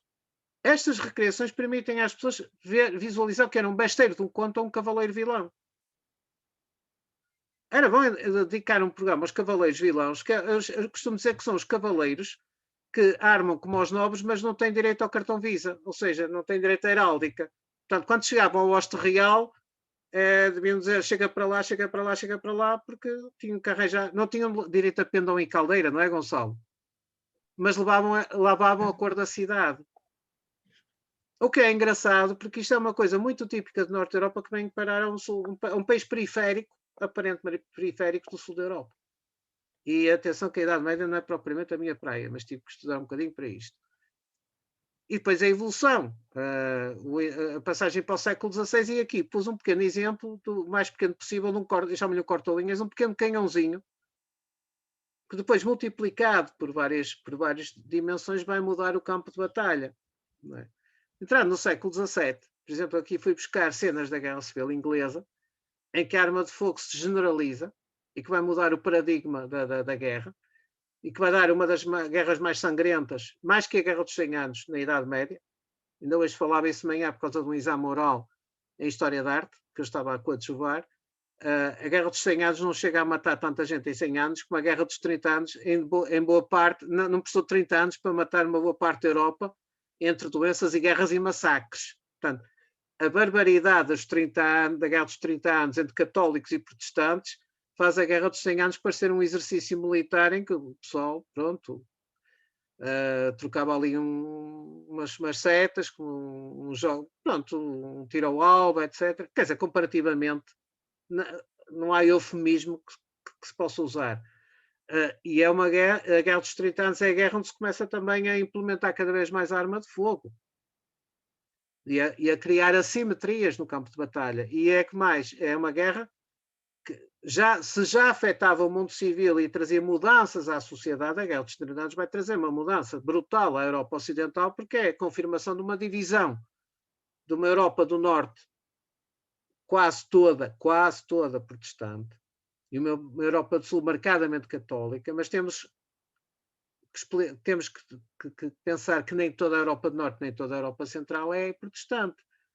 O sul da Alemanha permanece católico, os Habsburgos da Áustria e futuro Império Austro-Húngaro permanecem católicos, os croatas permanecem católicos, e mesmo dentro dos protestantes não é tudo igual. Porque se temos luteranos, que são mais ou menos, preciso ver que o luteranismo vem de uma dissidência católica, depois vamos ter uma corrente ultramontana, que é o calvinismo. E depois temos um catolicismo dissidente, que não é protestante na essência, que é o anglicanismo britânico, que não abandona o rito católico, só que não obedece ao Papa. Isto foi-me dito em agosto. Eu saí de um serviço religioso anglicano, nós somos católicos, e ele diz assim, o vigário, nós também somos, só que não obedecemos a Roma. É que o ritual é quase igual, neste momento tem pequenas diferenças. Ora, isto é importante para entender uma Europa que, à custa da Guerra dos 30 Anos e da pobre, se vai dividir politicamente, vai se redesenhar politicamente, vai se dividir socialmente, traz novas aportações, porque o financiamento da guerra, para além do comércio, digamos assim, daquilo que gera o comércio colonial, ao comércio dos impérios coloniais, o financiar esta guerra vai desenvolver, por exemplo, a questão da fiduciária dos bancos. Os bancos não financiam só as armadas para as Índias. Os bancos financiam as guerras, porque isto é uma guerra feita de mercenários. A moeda mais usada na Europa Central é o Riksdaler. E o Riksdaler vai dar origem à moeda mais conhecida do mundo, que é o dólar. Tem origem nas moedas alemãs e da Boémia, que é o Riksdaler de prata. O que é que pagava estes homens? Isto por acaso são ingleses, mas também recebiam daqui Riksdaler, ou depois vão ter as libras, que têm a ver com o peso do que era a moeda, que ainda hoje a libra esterlina é uma moeda base ouro e não base dívida soberana. Lá está, na questão económica. Não é? Ora, isto é a representação da Guerra Civil Inglesa. Uma Guerra Civil Inglesa parece uma guerra muito esquecida numa ilha britânica que não tem efeitos sobre a Europa, mas não, é um braço da Guerra dos 30 Anos, que leva a uma coisa que é a decapitação de um rei, Carlos I, ao retorno do Carlos II, e que tem a ver com Portugal, porque mandámos para lá a Catarina de Bragança, como eu já disse há bocado, portanto acaba por ter ligações a Portugal de uma forma direta ou indireta. É? Portanto, aqui temos... Os ingleses são mestres na recriação, a maneira de fazer a guerra do século XVII, a ter que carregar arcabuzes e andar com as cargas ao de penduro, que é um bocado perigoso andar ali com a pólvora ao de penduro, um potencial foguete, tudo isto tem os seus riscos. Não sei se vem aqui os chamados apóstolos, que são estas cargas ao de penduro. Andar aqui com a pólvora ao de penduro na frente, lá está, militarmente vão achar isto perigoso, vão começar a fazer-se novas ideias para recartuchar a arma, porque isto também funcionava já agora. Mas eu pergunto, eu não sei se vem o cursor. Vem o cursor por cima dos... Isto são cargas de pólvora, chamam-se 12. Como são 12, a média, porque era aquilo que se esperava, 12 tiros numa batalha já era muito, chamava-se 12 apóstolos.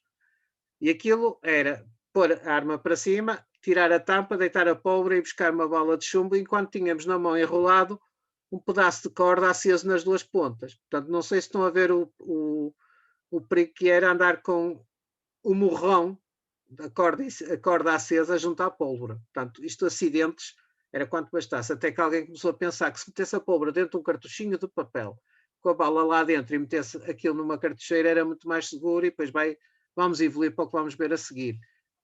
E pergunto, o que é que isto tem a ver com a história fora da guerra? Tem a ver que isto vai influenciar, por exemplo, as armas de caça. E onde é que vamos ter uma aceleração tecnológica destas? Curiosamente na Europa, não é na Europa, vai ser no Novo Mundo. Estes arcabuzes de meixa, aqui arcaicos, começam a ser rapidamente substituídos no Novo Mundo, ou seja, na Virgínia, nas Américas, principalmente, mesmo nas Américas portuguesa e espanhola e nas Américas a norte, tanto francesa e inglesa, nunca esquecer, os franceses ainda têm um papel muito importante que vai dar origem à província do Quebec, a Acádia, que chamava-se Acádia, que eles rapidamente têm que deixar de usar estas armas e passar para os novos sistemas mais tecnologicamente avançados por duas razões. Primeiro, para se defenderem dos índios. Segundo, por questões de caça. E estas armas aqui, e se eu sair do âmbito europeu, se eu disser, eu não me tomem isto como dogmática, isso é uma questão, uma força de expressão. Este tipo de arma, assim, primitivo, com um morrão, ou seja, com uma coisa que leva uma pirisca acesa para dar um tiro, vai mudar o Japão. Em 1543. Quando chega lá, quando nós chegamos ao Japão em 1543, deixámos lá arcabuzes com uma demonstração de dar tiros aos patos. Nós demos a demonstração para dar tiros aos patos. E nessa altura, os dois grandes clãs do Japão, dos dois grandes shoguns, o Japão não está unificado, é o Oda Nobunaga e o outro adversário, que agora não me recordo o nome. Portanto, praticamente são todos shoguns à volta de um shogun mais poderoso. A unificação do Japão vai ser dada porque o Oda Nobunaga vai conseguir deitar a mão aos mosquetes de fabrico português, vai mandar multiplicá-los e vai criar uma assimetria tecnológica que permite vencer o adversário e unificar o Japão. Um Japão que fica fechado sobre ele próprio com este sistema de armas até 1830. Ou melhor, até 1860 era Meiji, e de um momento para o outro depois atualizou-se. O Japão é assim. Portanto, se nós fôssemos falar de história militar do Japão, também haveria muito para dizer. Haveria muito para dizer, por exemplo, sobre samurais, a Shigaru, shoguns, e não pensar que os samurais são aqueles sanguinários. A filosofia samurai também não é aquela coisa sanguinária que se pensa. Não temos aqui tempo. Fica para outros. Eu sei que já não sei há quanto tempo estou a falar. Gonçalo, quando achas... Já, Sérgio, eu ia se calhar sugerir, se me permites, criarmos agora aqui uma interação, um diálogo maior com quem também nos está a assistir. Sim. E temos aqui participantes, portanto, tanto do curso de Serviços Educativos como também alunos teus e outros que tiveram a gentileza de se juntar a nós. Eu acho que nos abriste aqui muitas pistas, ou seja, desmistificaste um bocadinho da história militar, centrada sobre si própria, em torno das armas, dos homens que as fazem, ou das mulheres e das causas. Acho que nos criaste aqui um cluster verdadeiramente investigativo, aberto ao património, aberto aos museus. Pois, era um bocado isso que eu queria. Exatamente, e conseguiste-o completamente, meu caro amigo e colega, e acho que, de facto, estimados assistentes, temos aqui muita matéria para conversar e eu sugeria que os próximos minutos fossem exatamente para estabelecermos aqui um diálogo com o professor Sérgio, e por isso a primeira questão normalmente é mais difícil de encontrar, mas eu tenho a certeza que a vamos encontrar aqui facilmente. Estejam, critiquem, por favor, ou se não estiverem de acordo, ou o que for. Eu, se calhar, Sérgio, fazia-te a primeira questão para depois abrir espaço a outros. O que é que achas que está a faltar em termos de educação histórica e patrimonial em sala de aula para desmistificar um bocadinho a ideia da história militar pura e dura? E se calhar fazia-te esta primeira pergunta. Não é obrigar o docente que não está na área da história militar a sabê-la. É abrir equipas mais multitransversais, ou seja, trazer os contributos de quem está dentro do assunto para desmistificar em determinados momentos nos planos curriculares. Porque a verdade é a história militar não é fácil. Não é fácil, é preciso investigá-la muito, até para se conhecer a mecânica dela. Não, é haver mais diálogo entre colegas. E quando eu digo da história militar, também quando é preciso vir alguém da história da medicina ou da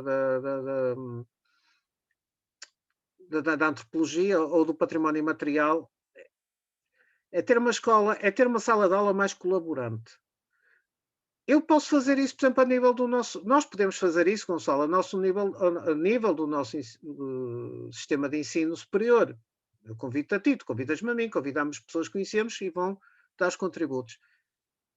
É claro, eu estou a falar de cor, porque eu não estou num curso de educação, eu estou num curso de gestão de património de uma escola superior de educação, tenho os meus colegas, e como tu também, que estão nos cursos da educação, mas não sei até que ponto é que há uma cultura, não é uma cultura, eu não me tomem isto como mal, como uma crítica, mas cá também não há um encorajamento a essa transversalidade, é de ter uma plataforma colaborativa de saberes. Porque também não vou pedir agora...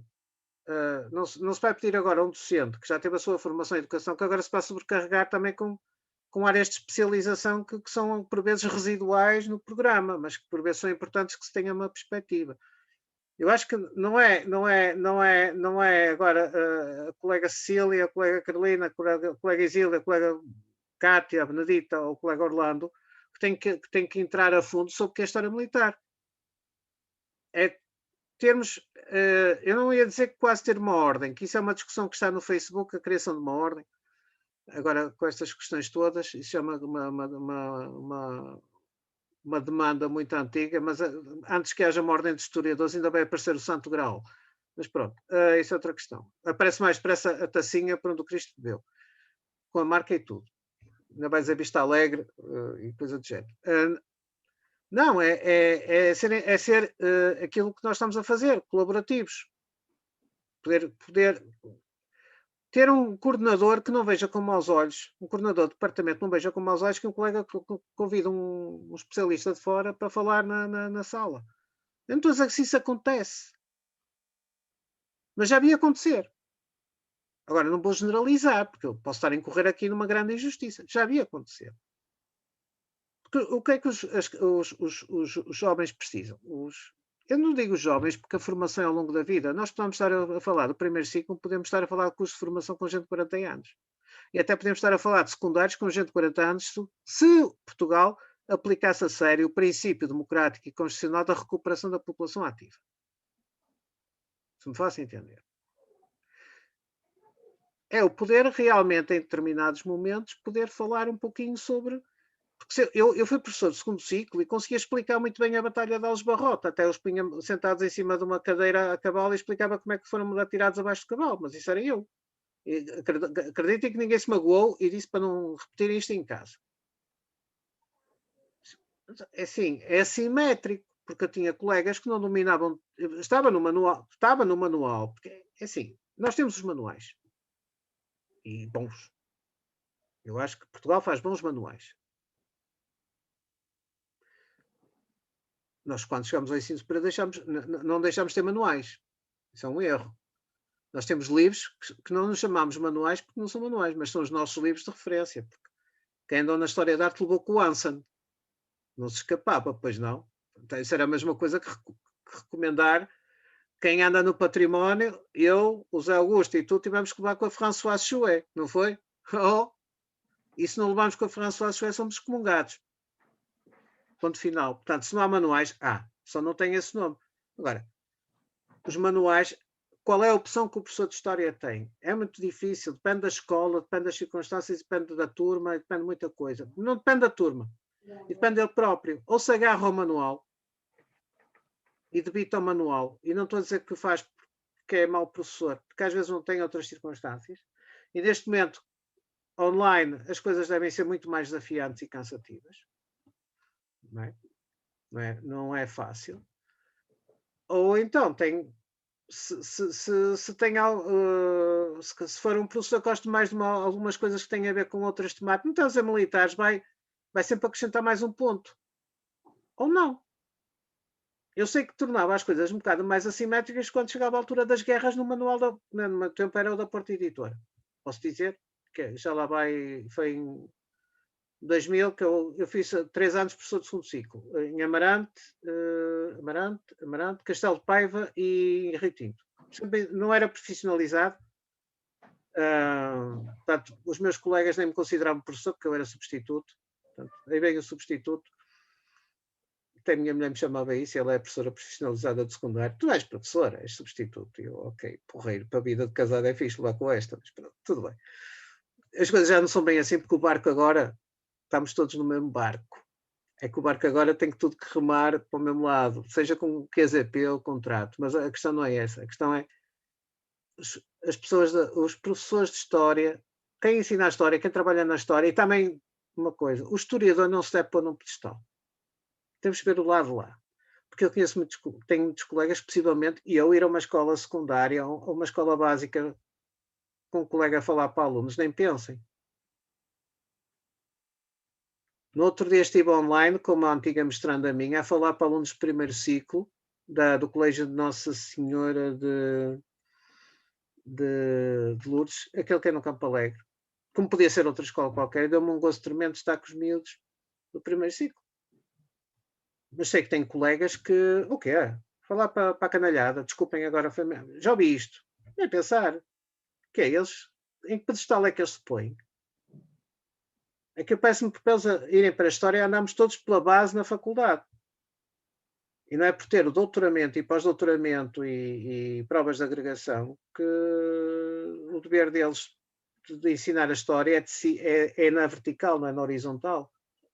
Mas é a minha maneira de ver.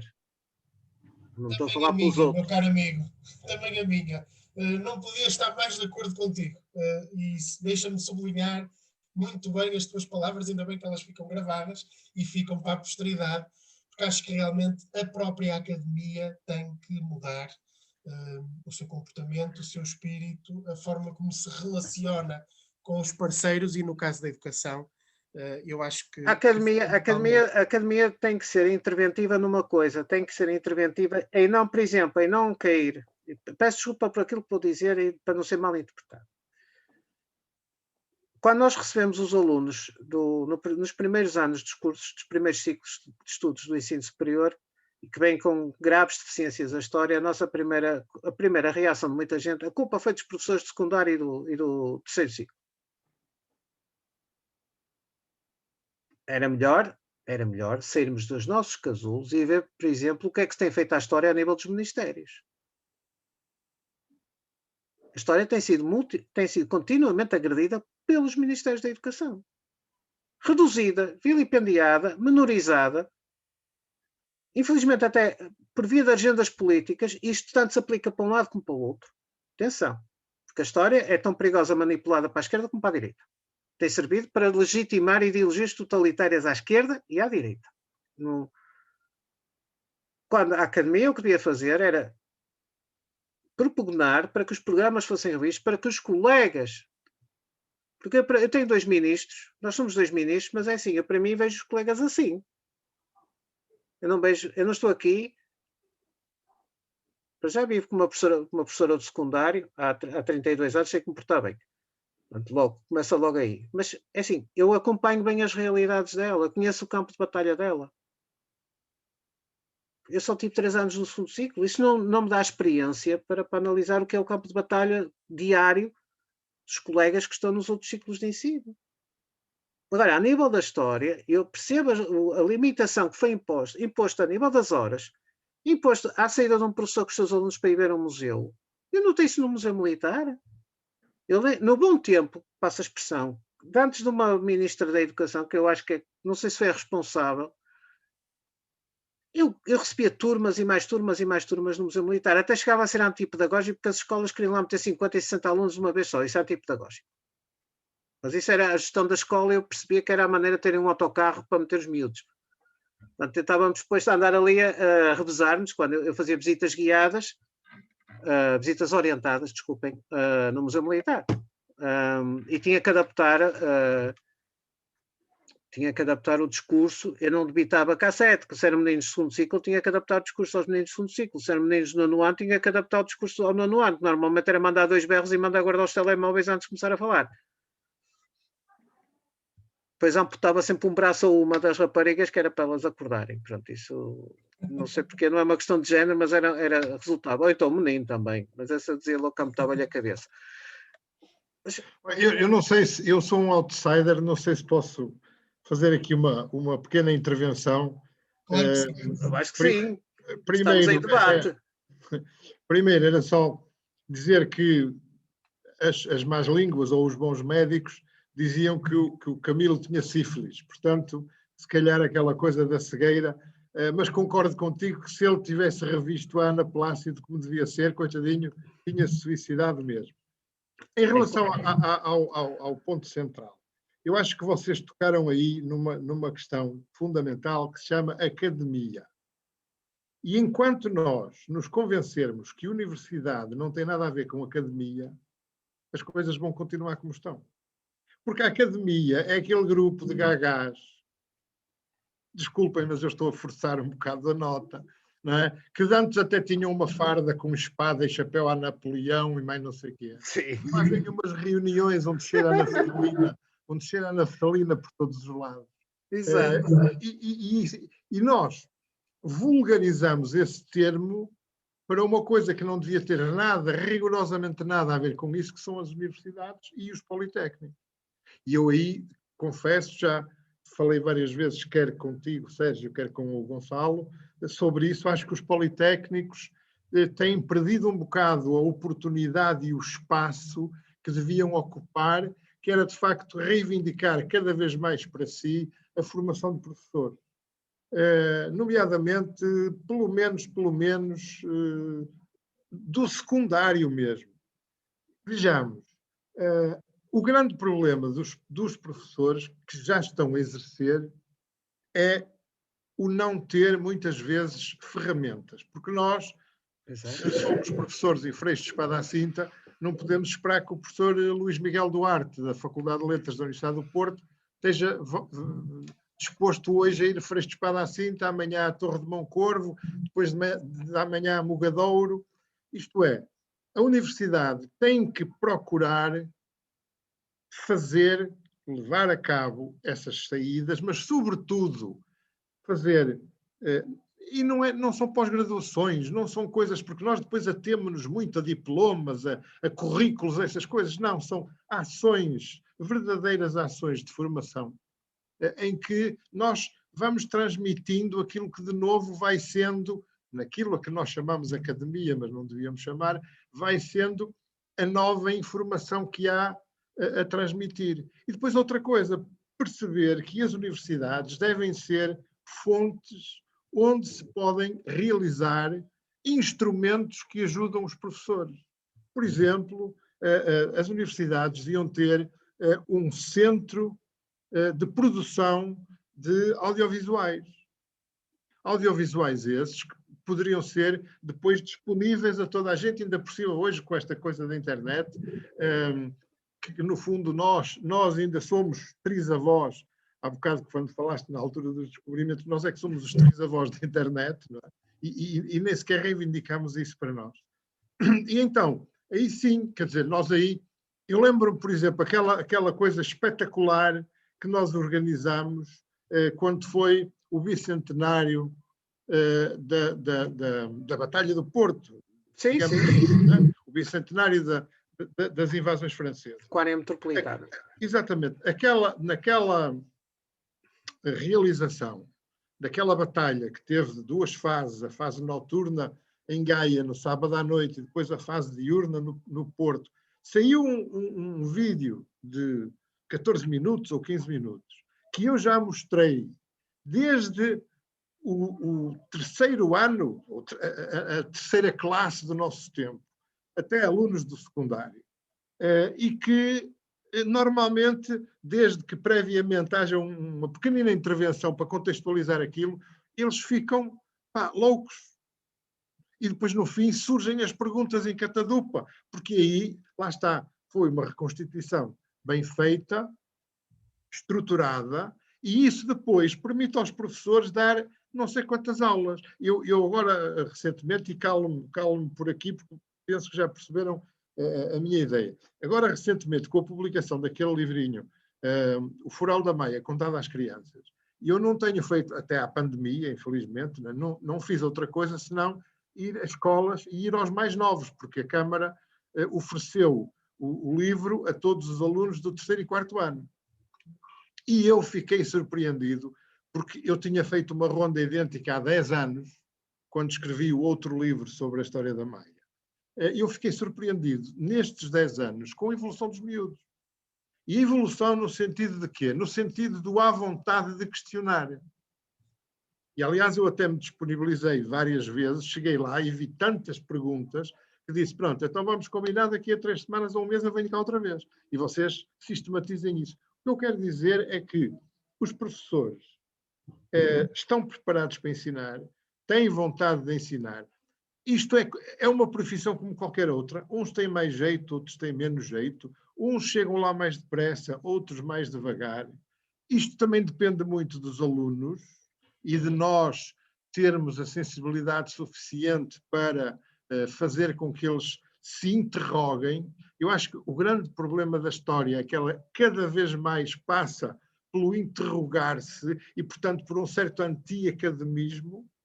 E depois, era, de facto, eu passei ao Gonçalo, que herdou de mim algumas coisas, até algumas disciplinas a nível universitário, quando dávamos aulas no Instituto Universitário da Maia, eu passei-lhe, digamos assim, 3 vídeos, que eu sei que ele de vez em quando passa, pelo menos parte, aos alunos, espetaculares, chamados Armas, Germes e Aço, a trilogia que conheces muito bem de um sujeito que é fabuloso. Ainda agora publicou uma coisa que explica o declínio das nações de uma forma... Olha, como o Gibbon fez, no fundo, para a queda do Império Romano. Império Romano. E o que é que acontece? Nós vimos que perante as coisas, perante as reconstituições, porque esses filmes também são feitos com pequenos trechos de reconstituições históricas, as pessoas entram dentro daquele clima e têm tendência a interessar-se muito mais pela coisa do que por meia dúzia de linhas com coisas abstratas formadas por aquelas 27 letras, parece que agora, no nosso tempo eram 23, agora parece que são 27. Resumindo e concluindo, eu acho que as universidades devem repensar a forma como preparam professores. Não digo investigadores, não digo nada disso, digo professores. E não sei até que ponto é que a divisão nessa preparação de professores entre universidades e politécnicos não será, às vezes, um bocadinho prejudicial. Porque, por exemplo, a ideia que eu tenho, porque conheço ambos os mundos, é que a preparação nos politécnicos é feita muito mais ao nível pessoal, há muito mais interação do que, efetivamente, a preparação que é feita, até porque nós sabemos que os ramos de ensino nas universidades têm 20 anos ou 20 e poucos anos, portanto, têm ainda uma experiência reduzida, enquanto os politécnicos são os herdeiros das antigas não, que ainda se chamam assim escolas superiores de educação, dos magistérios primários, etc, etc. E, portanto, meus caros, era isto que eu vos queria dizer. Nós precisamos de ter instrumentos que sejam aquilo que o Sérgio disse há bocado, que é importantíssimo. Toda a gente gosta de ler livros com ilustrações.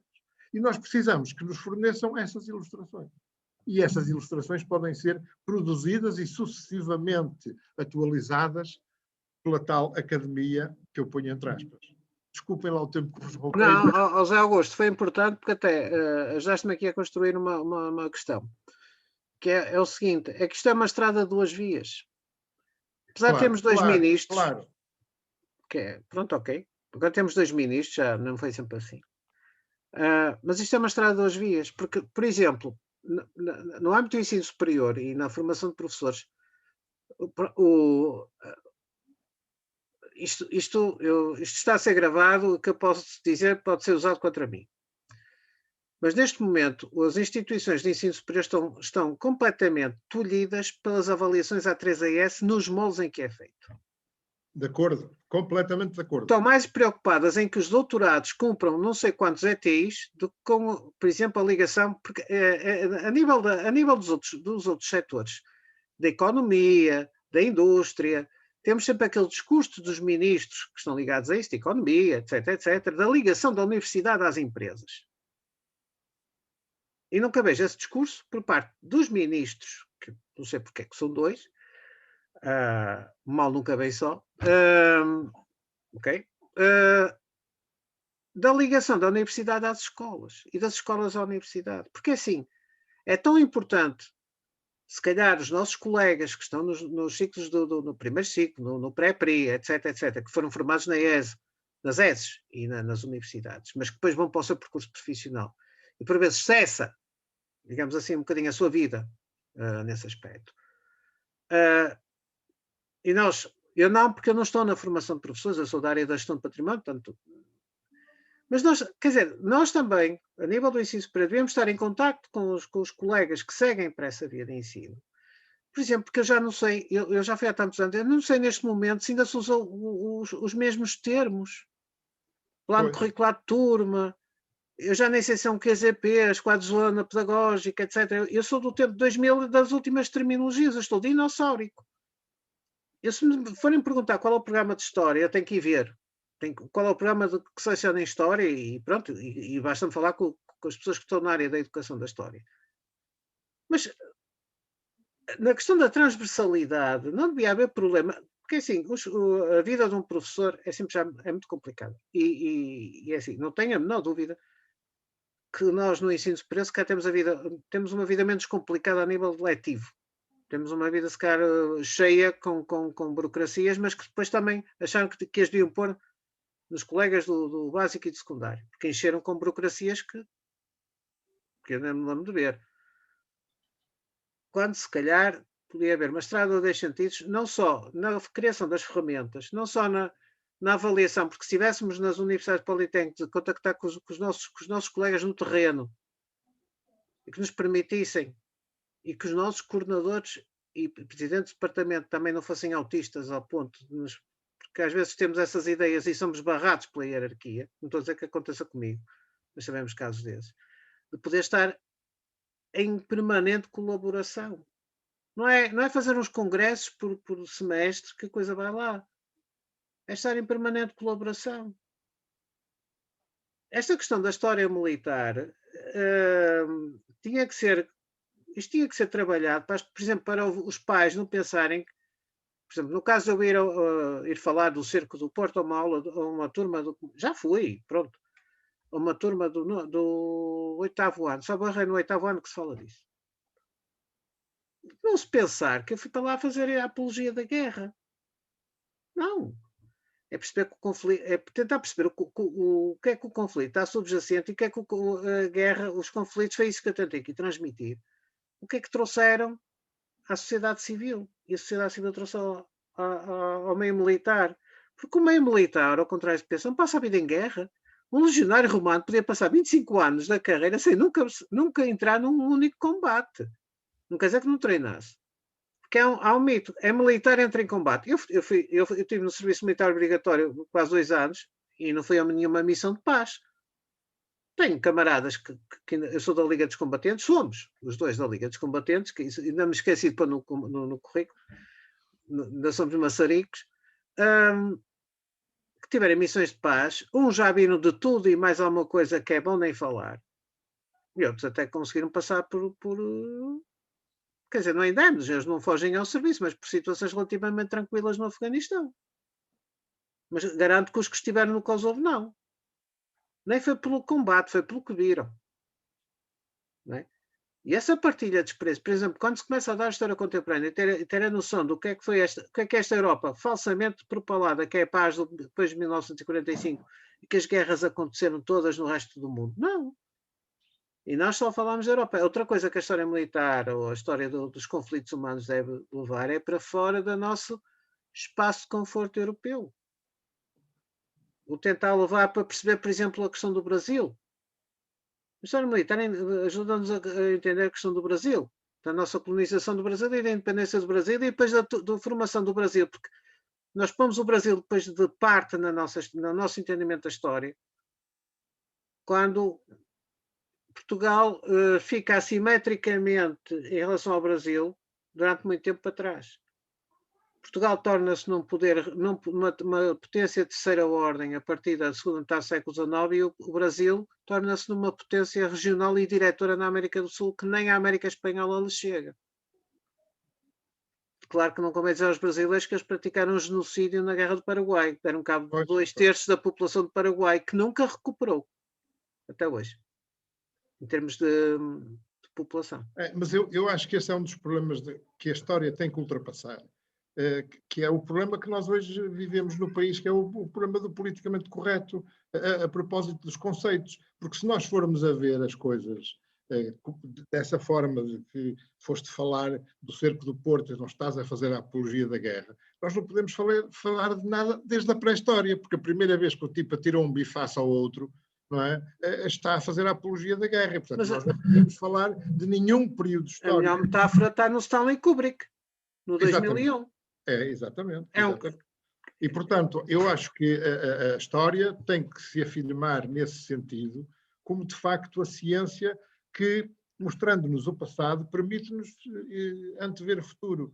E aí, lá está, mais uma vez, a tal academia, entre aspas, tinha que se impor muito mais. E às vezes são pessoas ligadas à própria academia, e tivemos esse exemplo há dias atrás. São essas mesmas pessoas que até são vistos como académicos, que vêm para a televisão e para os jornais confundir e baralhar as pessoas exatamente com estes conceitos. A história é a história, foi assim. Não adianta nada, porque nós hoje não vamos modificar coisa nenhuma. A Inquisição foi o que foi. Para já também é preciso ver como foi. E é preciso ver que houve uma Inquisição terrível, que não se chamava assim, mas era ainda mais sinistra que a nossa, no mundo muçulmano. Disso ninguém fala. E depois temos que perceber que ela foi o que foi, mesmo que agora nós tenhamos o Papa a pedir desculpa, isso não adianta nada, porque aquilo foi assim como foi. E é isso que nós temos de fazer. Quando nós vamos a Auschwitz porquê? Qual é o fito de Auschwitz? Para mim, o fito de Auschwitz é dizer nunca mais. Exato. Mas para dizer nunca mais, nós temos de saber o que é que foi. E temos de saber como foi. E temos de saber, sobretudo, por quem foi. E muitas vezes nós sabemos muito bem que as nossas universidades também estão um bocadinho ao sabor das ideologias. Eu, por um lado, compreendo isso, mas, por outro lado, custa-me que, de facto, se torça as realidades. E depois, como é que os docentes que nós formamos, como é que esta gente boa que ainda está para nos aturar a esta hora da tarde, que está aqui perante nós, como é que depois vende-se perante uma plateia de gente, miúdos, que têm pais que reagem assim, ou que eles próprios já têm idade para reagir assado, e depois dizer, mas o que é que eu vou fazer? Porque isso depois também é outro problema muito complicado. É como o jornalista, que de jornalista se transforma em cronista. Uma coisa é o cronista, outra é o jornalista. E o professor tem que procurar aquela neutralidade, entre aspas, que nós sabemos que nunca existe, mas de qualquer maneira. Mas porquê? Porque os próprios académicos diziam dizer, meus senhores, isto é história, ponto, e agora vamos investigar, vamos esmiuçar o mais possível, vamos chamar os bois pelos nomes, mas foi assim que aconteceu, não adianta fazer revisionismos, porque não é por apagar o Trotsky das figuras, das fotografias, como faziam na União Soviética, que o Trotsky deixou de existir. Ele continua a existir e a gente continua a ler coisas deles. Pronto, não vos quero chatear mais, mas parabéns pela tua intervenção e parabéns por esta iniciativa. E agora gostava também, já agora, de ouvir o resto dos... Sim, nós temos estado com o monopólio, estejam à vontade. Se me permitem, desligar o microfone. Até podem desligar os microfones. Eu queria muito agradecer e permitam-me que o faça à Carolina, à Cátia, por estarem aqui do princípio ao fim e pela vossa entrega e pela vossa participação no curso. À Cecília, que ainda na quinta-feira ligou para a ESE para estar aqui connosco, à Isilda, à Benedita e ao Orlando, que vieram também por indicação do Sérgio, por estarmos aqui nesta tarde tão agradável e estarmos com esta paixão pelo tema da história militar, que, como vimos, esta conversa, Sérgio, foi muitíssimo mais do que a história militar. E isso mostra, por um lado, a riqueza do objeto de estudo, porque é um objeto de estudo que se entrecruza com múltiplas dimensões, basta falarmos no ser humano, não é? E isso ficou aqui patente, a interdisciplinaridade, com outros saberes, com outros métodos, e que depois nos permite, perante públicos diferentes, não é? E nós estamos numa formação de serviços educativos e património local, e eu queria dizer, e já agora se me permitem, nós estamos num curso técnico superior profissional, estamos num CTESP, não é? Mas de qualquer maneira, acho que é de salientar este tipo de abordagens que são feitas e também, e eu não poderia estar mais de acordo, quanto àquilo que deve ser a missão dos institutos politécnicos. Os institutos politécnicos têm uma obrigação especial de ligação ao território, às comunidades, àquilo que é a essência da profissionalidade, e não têm que ter nisso qualquer problema e qualquer preconceito, na formação dos quadros que nos vão representar, nas escolas, nos museus, nos centros interpretativos, em todas as áreas da cultura, e por isso, meus caros amigos, minhas caríssimas amigas, eu acho que nós tivemos aqui uma oportunidade com esta conversa com o professor Sérgio Veludo, que não se tem todos os dias, Sérgio, e por isso deixa-me agradecer-te pelos mundos que tu aqui abriste, pelo diálogo que tiveste aqui também com um mestre de todos nós, José Augusto Maia Marques, e de quem eu também tenho a honra e a felicidade de ser filho, e que foi muito bom tê-lo aqui connosco e ter aqui este diálogo entre vós. Não posso deixar de dizer isto. Fica para a história. E por isso, queridas amigas, caro amigo Orlando, não sei se querem acrescentar também... Eu queria também agradecer a presença da Benedita e do Orlando, que são meus alunos de mestrado, do qual tive a honra de ser professor deles e de lhes exigir couro e cabelo na unidade curricular de travessias.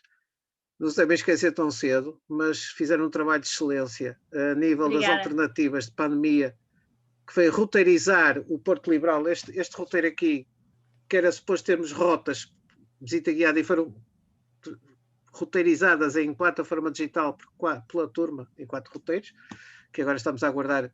Vou fazer as diligências para as tornar públicas, porque estão em sede de Facebook. Eu deixei que a conversa fluísse para fora do tema exatamente para se perceber que a história militar é multidisciplinar. Ou seja, não se encerra, não é de facto a enumeração das batalhas. Também é, para quem estiver encerrado. E há uma coisa que eu quero dizer que, pronto, eu espero não estar despedido na terça-feira. Mais vale um Politécnico de segunda, um Politécnico de primeira, do que querer ser uma universidade de segunda. Porque eu observo muitas vezes um complexo de inferioridade brutal nos politécnicos. Está bem que temos que ter os ETIs e os doutorados, sim, porque, pronto, faz parte da valorização da carreira académica, mas também temos que ter especialistas. E podemos ter doutorados e especialistas. Não interessa, temos que ter pessoal competente, seja no que for. E às vezes parece que há algum complexo. Porque devemos passar a universidade. Deixem-se estar. Se a criação do conceito de politécnico foi do próprio Napoleão. Alguém mexe no Politécnico de França? Deus nos livre. Ui! Aqui, por acaso, eu não sei, parte saberá, o Politécnico de Aveiro e do Algarve foi absorvido pela Universidade de Aveiro e pela Universidade do Algarve. O que é uma grandíssima treta, porque as carreiras não são iguais. Porque quem foi absorvido no Algarve continua a ser professor adjunto, mas tem as professores auxiliares na Universidade do Algarve, ganham mais um bocado. É um grande negócio. E andava-se a falar um bocadinho nisso. Eu não sou muito papas na língua em relação a essas coisas. Até com riscos de sofrer algum atentado. Estou a brincar, não nos chegamos a esse ponto. Mas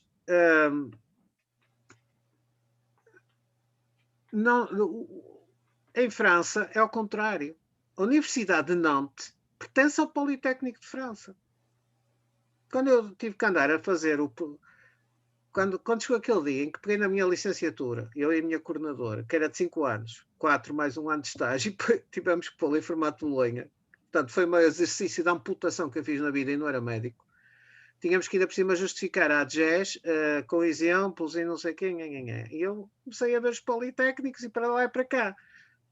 Pois, Universidade de Nantes, Politécnico de França. E outra coisa, quando eu estive em Londres, estava com uma bolsa, não era da FCT, era da Gulbenkian, a fazer investigação para o doutoramento. O meu anfitrião era professor na Universidade de Londres.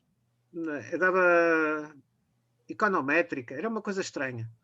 Econométrica, métrica da economia, pronto, aquelas coisas que para mim é... Lá está. E dizia ele que uma das coisas piores que a Inglaterra tinha feito tinha sido abolir as escolas politécnicas. Claro. E mesmo a Espanha está-se a queixar um bocado disso. Embora a Espanha fizesse uma coisa, criou universidades técnicas. Uniformizou carreiras, porque há assimetrias, porque assim, se forem ao SNESUP, acho que tabelas salariais vejam a diferença. Não é muito, mas há sempre uma certa... Agora, não é por aí que devemos ir. Eu não tenho complexos, não... Costumo dizer com muito orgulho, isto não estou aqui a armar-me, passa a expressão. Eu sou professor... Às vezes, porque aqui professor na universidade, desculpa, sou professor no Politécnico. Se não quero diferenciar, sou professor no ensino superior, mas eu sou professor do Politécnico. Até gosto da palavra, porque eu gosto de ir ao terreno. Mas a universidade está a mudar o paradigma. Antes ficavam fechados na sala de aula e, por exemplo, nas engenharias já estão a começar a ir ao terreno. Portanto, quem é que está a influenciar quem? Não é? Nem mais. E a nível da parte da educação patrimonial, da educação histórica, que é importantíssimo, porque o termo educação histórica e até a educação patrimonial, que é mais a minha praia, isto é importantíssimo, porque para mim eu vejo a educação histórica desde o pequenino até ao idoso. Até vejo uma coisa, eu vejo o idoso por vezes como fonte de conhecimento informal, com as devidas críticas, para a educação histórica. Nós vamos arrepender-nos de não ter feito como a BBC a gravação dos veteranos, fez há 50 anos, dos veteranos da Primeira Guerra, podiam falar das trincheiras. Não façam agora isto aos veteranos, para lá, que já começaram a fazer, aos veteranos do ultramar, que é para poder ser ouvido, porque a guerra do ultramar está muito fresca para ser... É um tema sensível. Não é? Quem diz da guerra diz outras coisas. Não é? Os testemunhos. Eu lembro da minha avó, dizer, e é que bateu tudo certo, a falar da espionagem no Porto da Segunda Guerra Mundial. Depois vou ler os livros da Flumser Pimentel e batia tudo certo. A minha avó não me teve a fazer, desculpem, a cantar milenas. Onde eles ficavam, onde eles paravam, no Porto.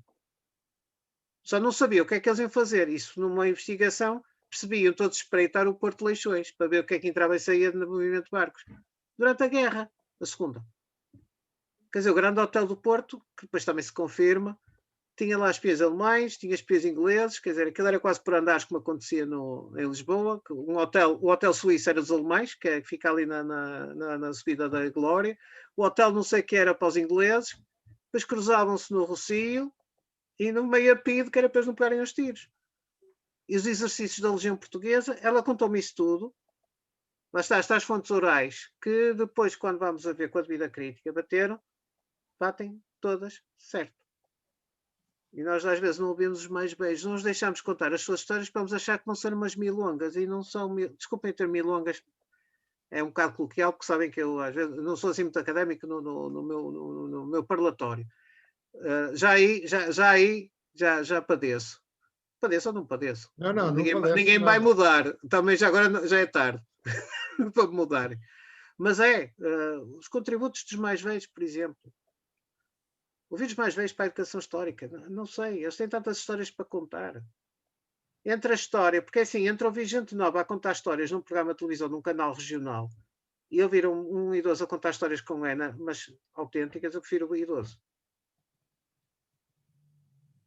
E depois mesmo em relação ao património, há coisas espetaculares, coisas a nível de lendas, de superstições, coisas que são muito locais e que são mesmo o trabalho de campo e a entrevista a essas pessoas é que nos permitem resgatar isso, não são aquelas grandes coisas, aquelas grandes missões.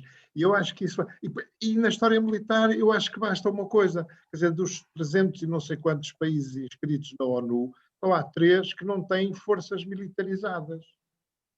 Portanto, é impossível fazer história, não é só contemporânea, é, como digo, desde que há forças organizadas, é impossível fazer história sem incluir a história militar nisso. Aliás, a história militar não existe. O que existe, como tu dizias há bocado, e muitíssimo bem, é a vertente militar da história. E é isso, como existem todas as outras vertentes da história, porque no fundo história parece um discurso publicitário, história há só uma, é a nossa, é o nosso passado que flui constantemente e que é construído por nós e pelos nossos passados. E do resto, nós vamos à Maia. Qual é o símbolo da Maia? É um guerreiro, não é? Nós, quando vamos à nossa mitologia das origens, lembramos de quê? Do milagre de Ourique. E por aí fora. E vimos vindo até a contemporaneidade. E o que é que não se contará? Já se está a contar muito a nível local sobre a guerra do ultramar. Coisas também... Hoje há, felizmente, a questão dos blogs. Há, felizmente, a questão de que é muito mais fácil publicar do que há 40 ou 50 ou 60 anos, e nós, se calhar, vamos ter da guerra colonial memórias muito mais sólidas do que tivemos, quer da primeira, quer da segunda, mesmo da primeira, como tu sabes melhor que eu, há memórias interessantíssimas que foram deixadas escritas. E que agora foram resgatadas no centenário. Exatamente. Deixem-me só dizer-vos, nós vamos agora por fazer já as 2 horas de encontro. Estamos aqui numa discussão interessantíssima e eu queria vos agradecer imenso. Acho que fizemos Faz-se uma segunda edição depois. Exatamente, e fica ao desafio e certamente que os presentes agradecerão, mas eu realmente, permitam-me que faça o agradecimento ao professor Sérgio Veludo Coelho, claro, pela gentileza, pela generosidade, Sérgio, daqui estares connosco a partilhar o teu múltiplo saber. E pela genuinidade, para mim é das coisas mais importantes. Exatamente. E sinceridade, franqueza. Eu queria dizer que gosto imenso de o ouvir porque consegue que eu recue no tempo e esteja lá a observar o cenário. Exato. Impecável mesmo. Sério. Obrigada. Eu é que agradeço as palavras gentis porque, assim, contam sempre comigo para estas coisas. Para mim entusiasma-me. Portanto, façam uma, acho que as nossas duas, alunas... mas há mais gente, calma. Não, mas acho que a Carolina e a Cátia também tiveram aqui uma ótima oportunidade. Carolina e Cátia, não sei se querem também intervir. Façam um favor, se quiserem. Não tenho nada a dizer, só a agradecer. Carolina, força. Obrigada, Cátia. Uma bela conversa. São do CTESP ou da licenciatura? São do CTESP, de Serviços Educativos e Património Local. Eu também sou coordenador de um CTESP, que só funcionou uma vez e não abriu mais. Devem ter sabido que era eu o coordenador, nunca mais ninguém quis concorrer. Também tinha um acrónimo, era Valorização do Património Cultural. Aquilo, quando ficava em sigla, fazia fugir qualquer um. VPCU, realmente, a Direção-Geral do Ensino Superior estava a armadilhar-me. Só me deixou pôr aquele título. Funcionou uma vez, mas tenho gente já no mestrado. Exatamente, Sérgio. Começaram e tens muita gente. Começaram a licenciatura e agora estão no mestrado. E tens muita gente, e estão aqui alguns, e outros muito mais estarão, teus discípulos, que fazem continuar o teu trabalho académico em muitos lados e que, só para dizer isto, para ficar também registado, nós tivemos hoje a oportunidade de estar aqui com, sem favor, um dos maiores historiadores militares da Europa. Alguém que faz parte de redes científicas de reconstituição histórica a nível ibérico e não só, europeu, internacional. Alguém com uma visão global das coisas, que faz muita falta.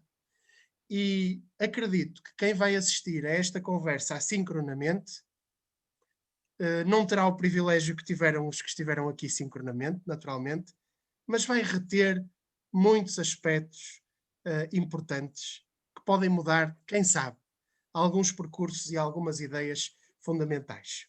Eu vou pôr no bate-papo, vou só pôr no bate-papo o meu e-mail institucional, se alguém tiver interesse. Agradeço, Sérgio. Agradeço. Muito obrigado. Eu vou então encerrar aqui a gravação.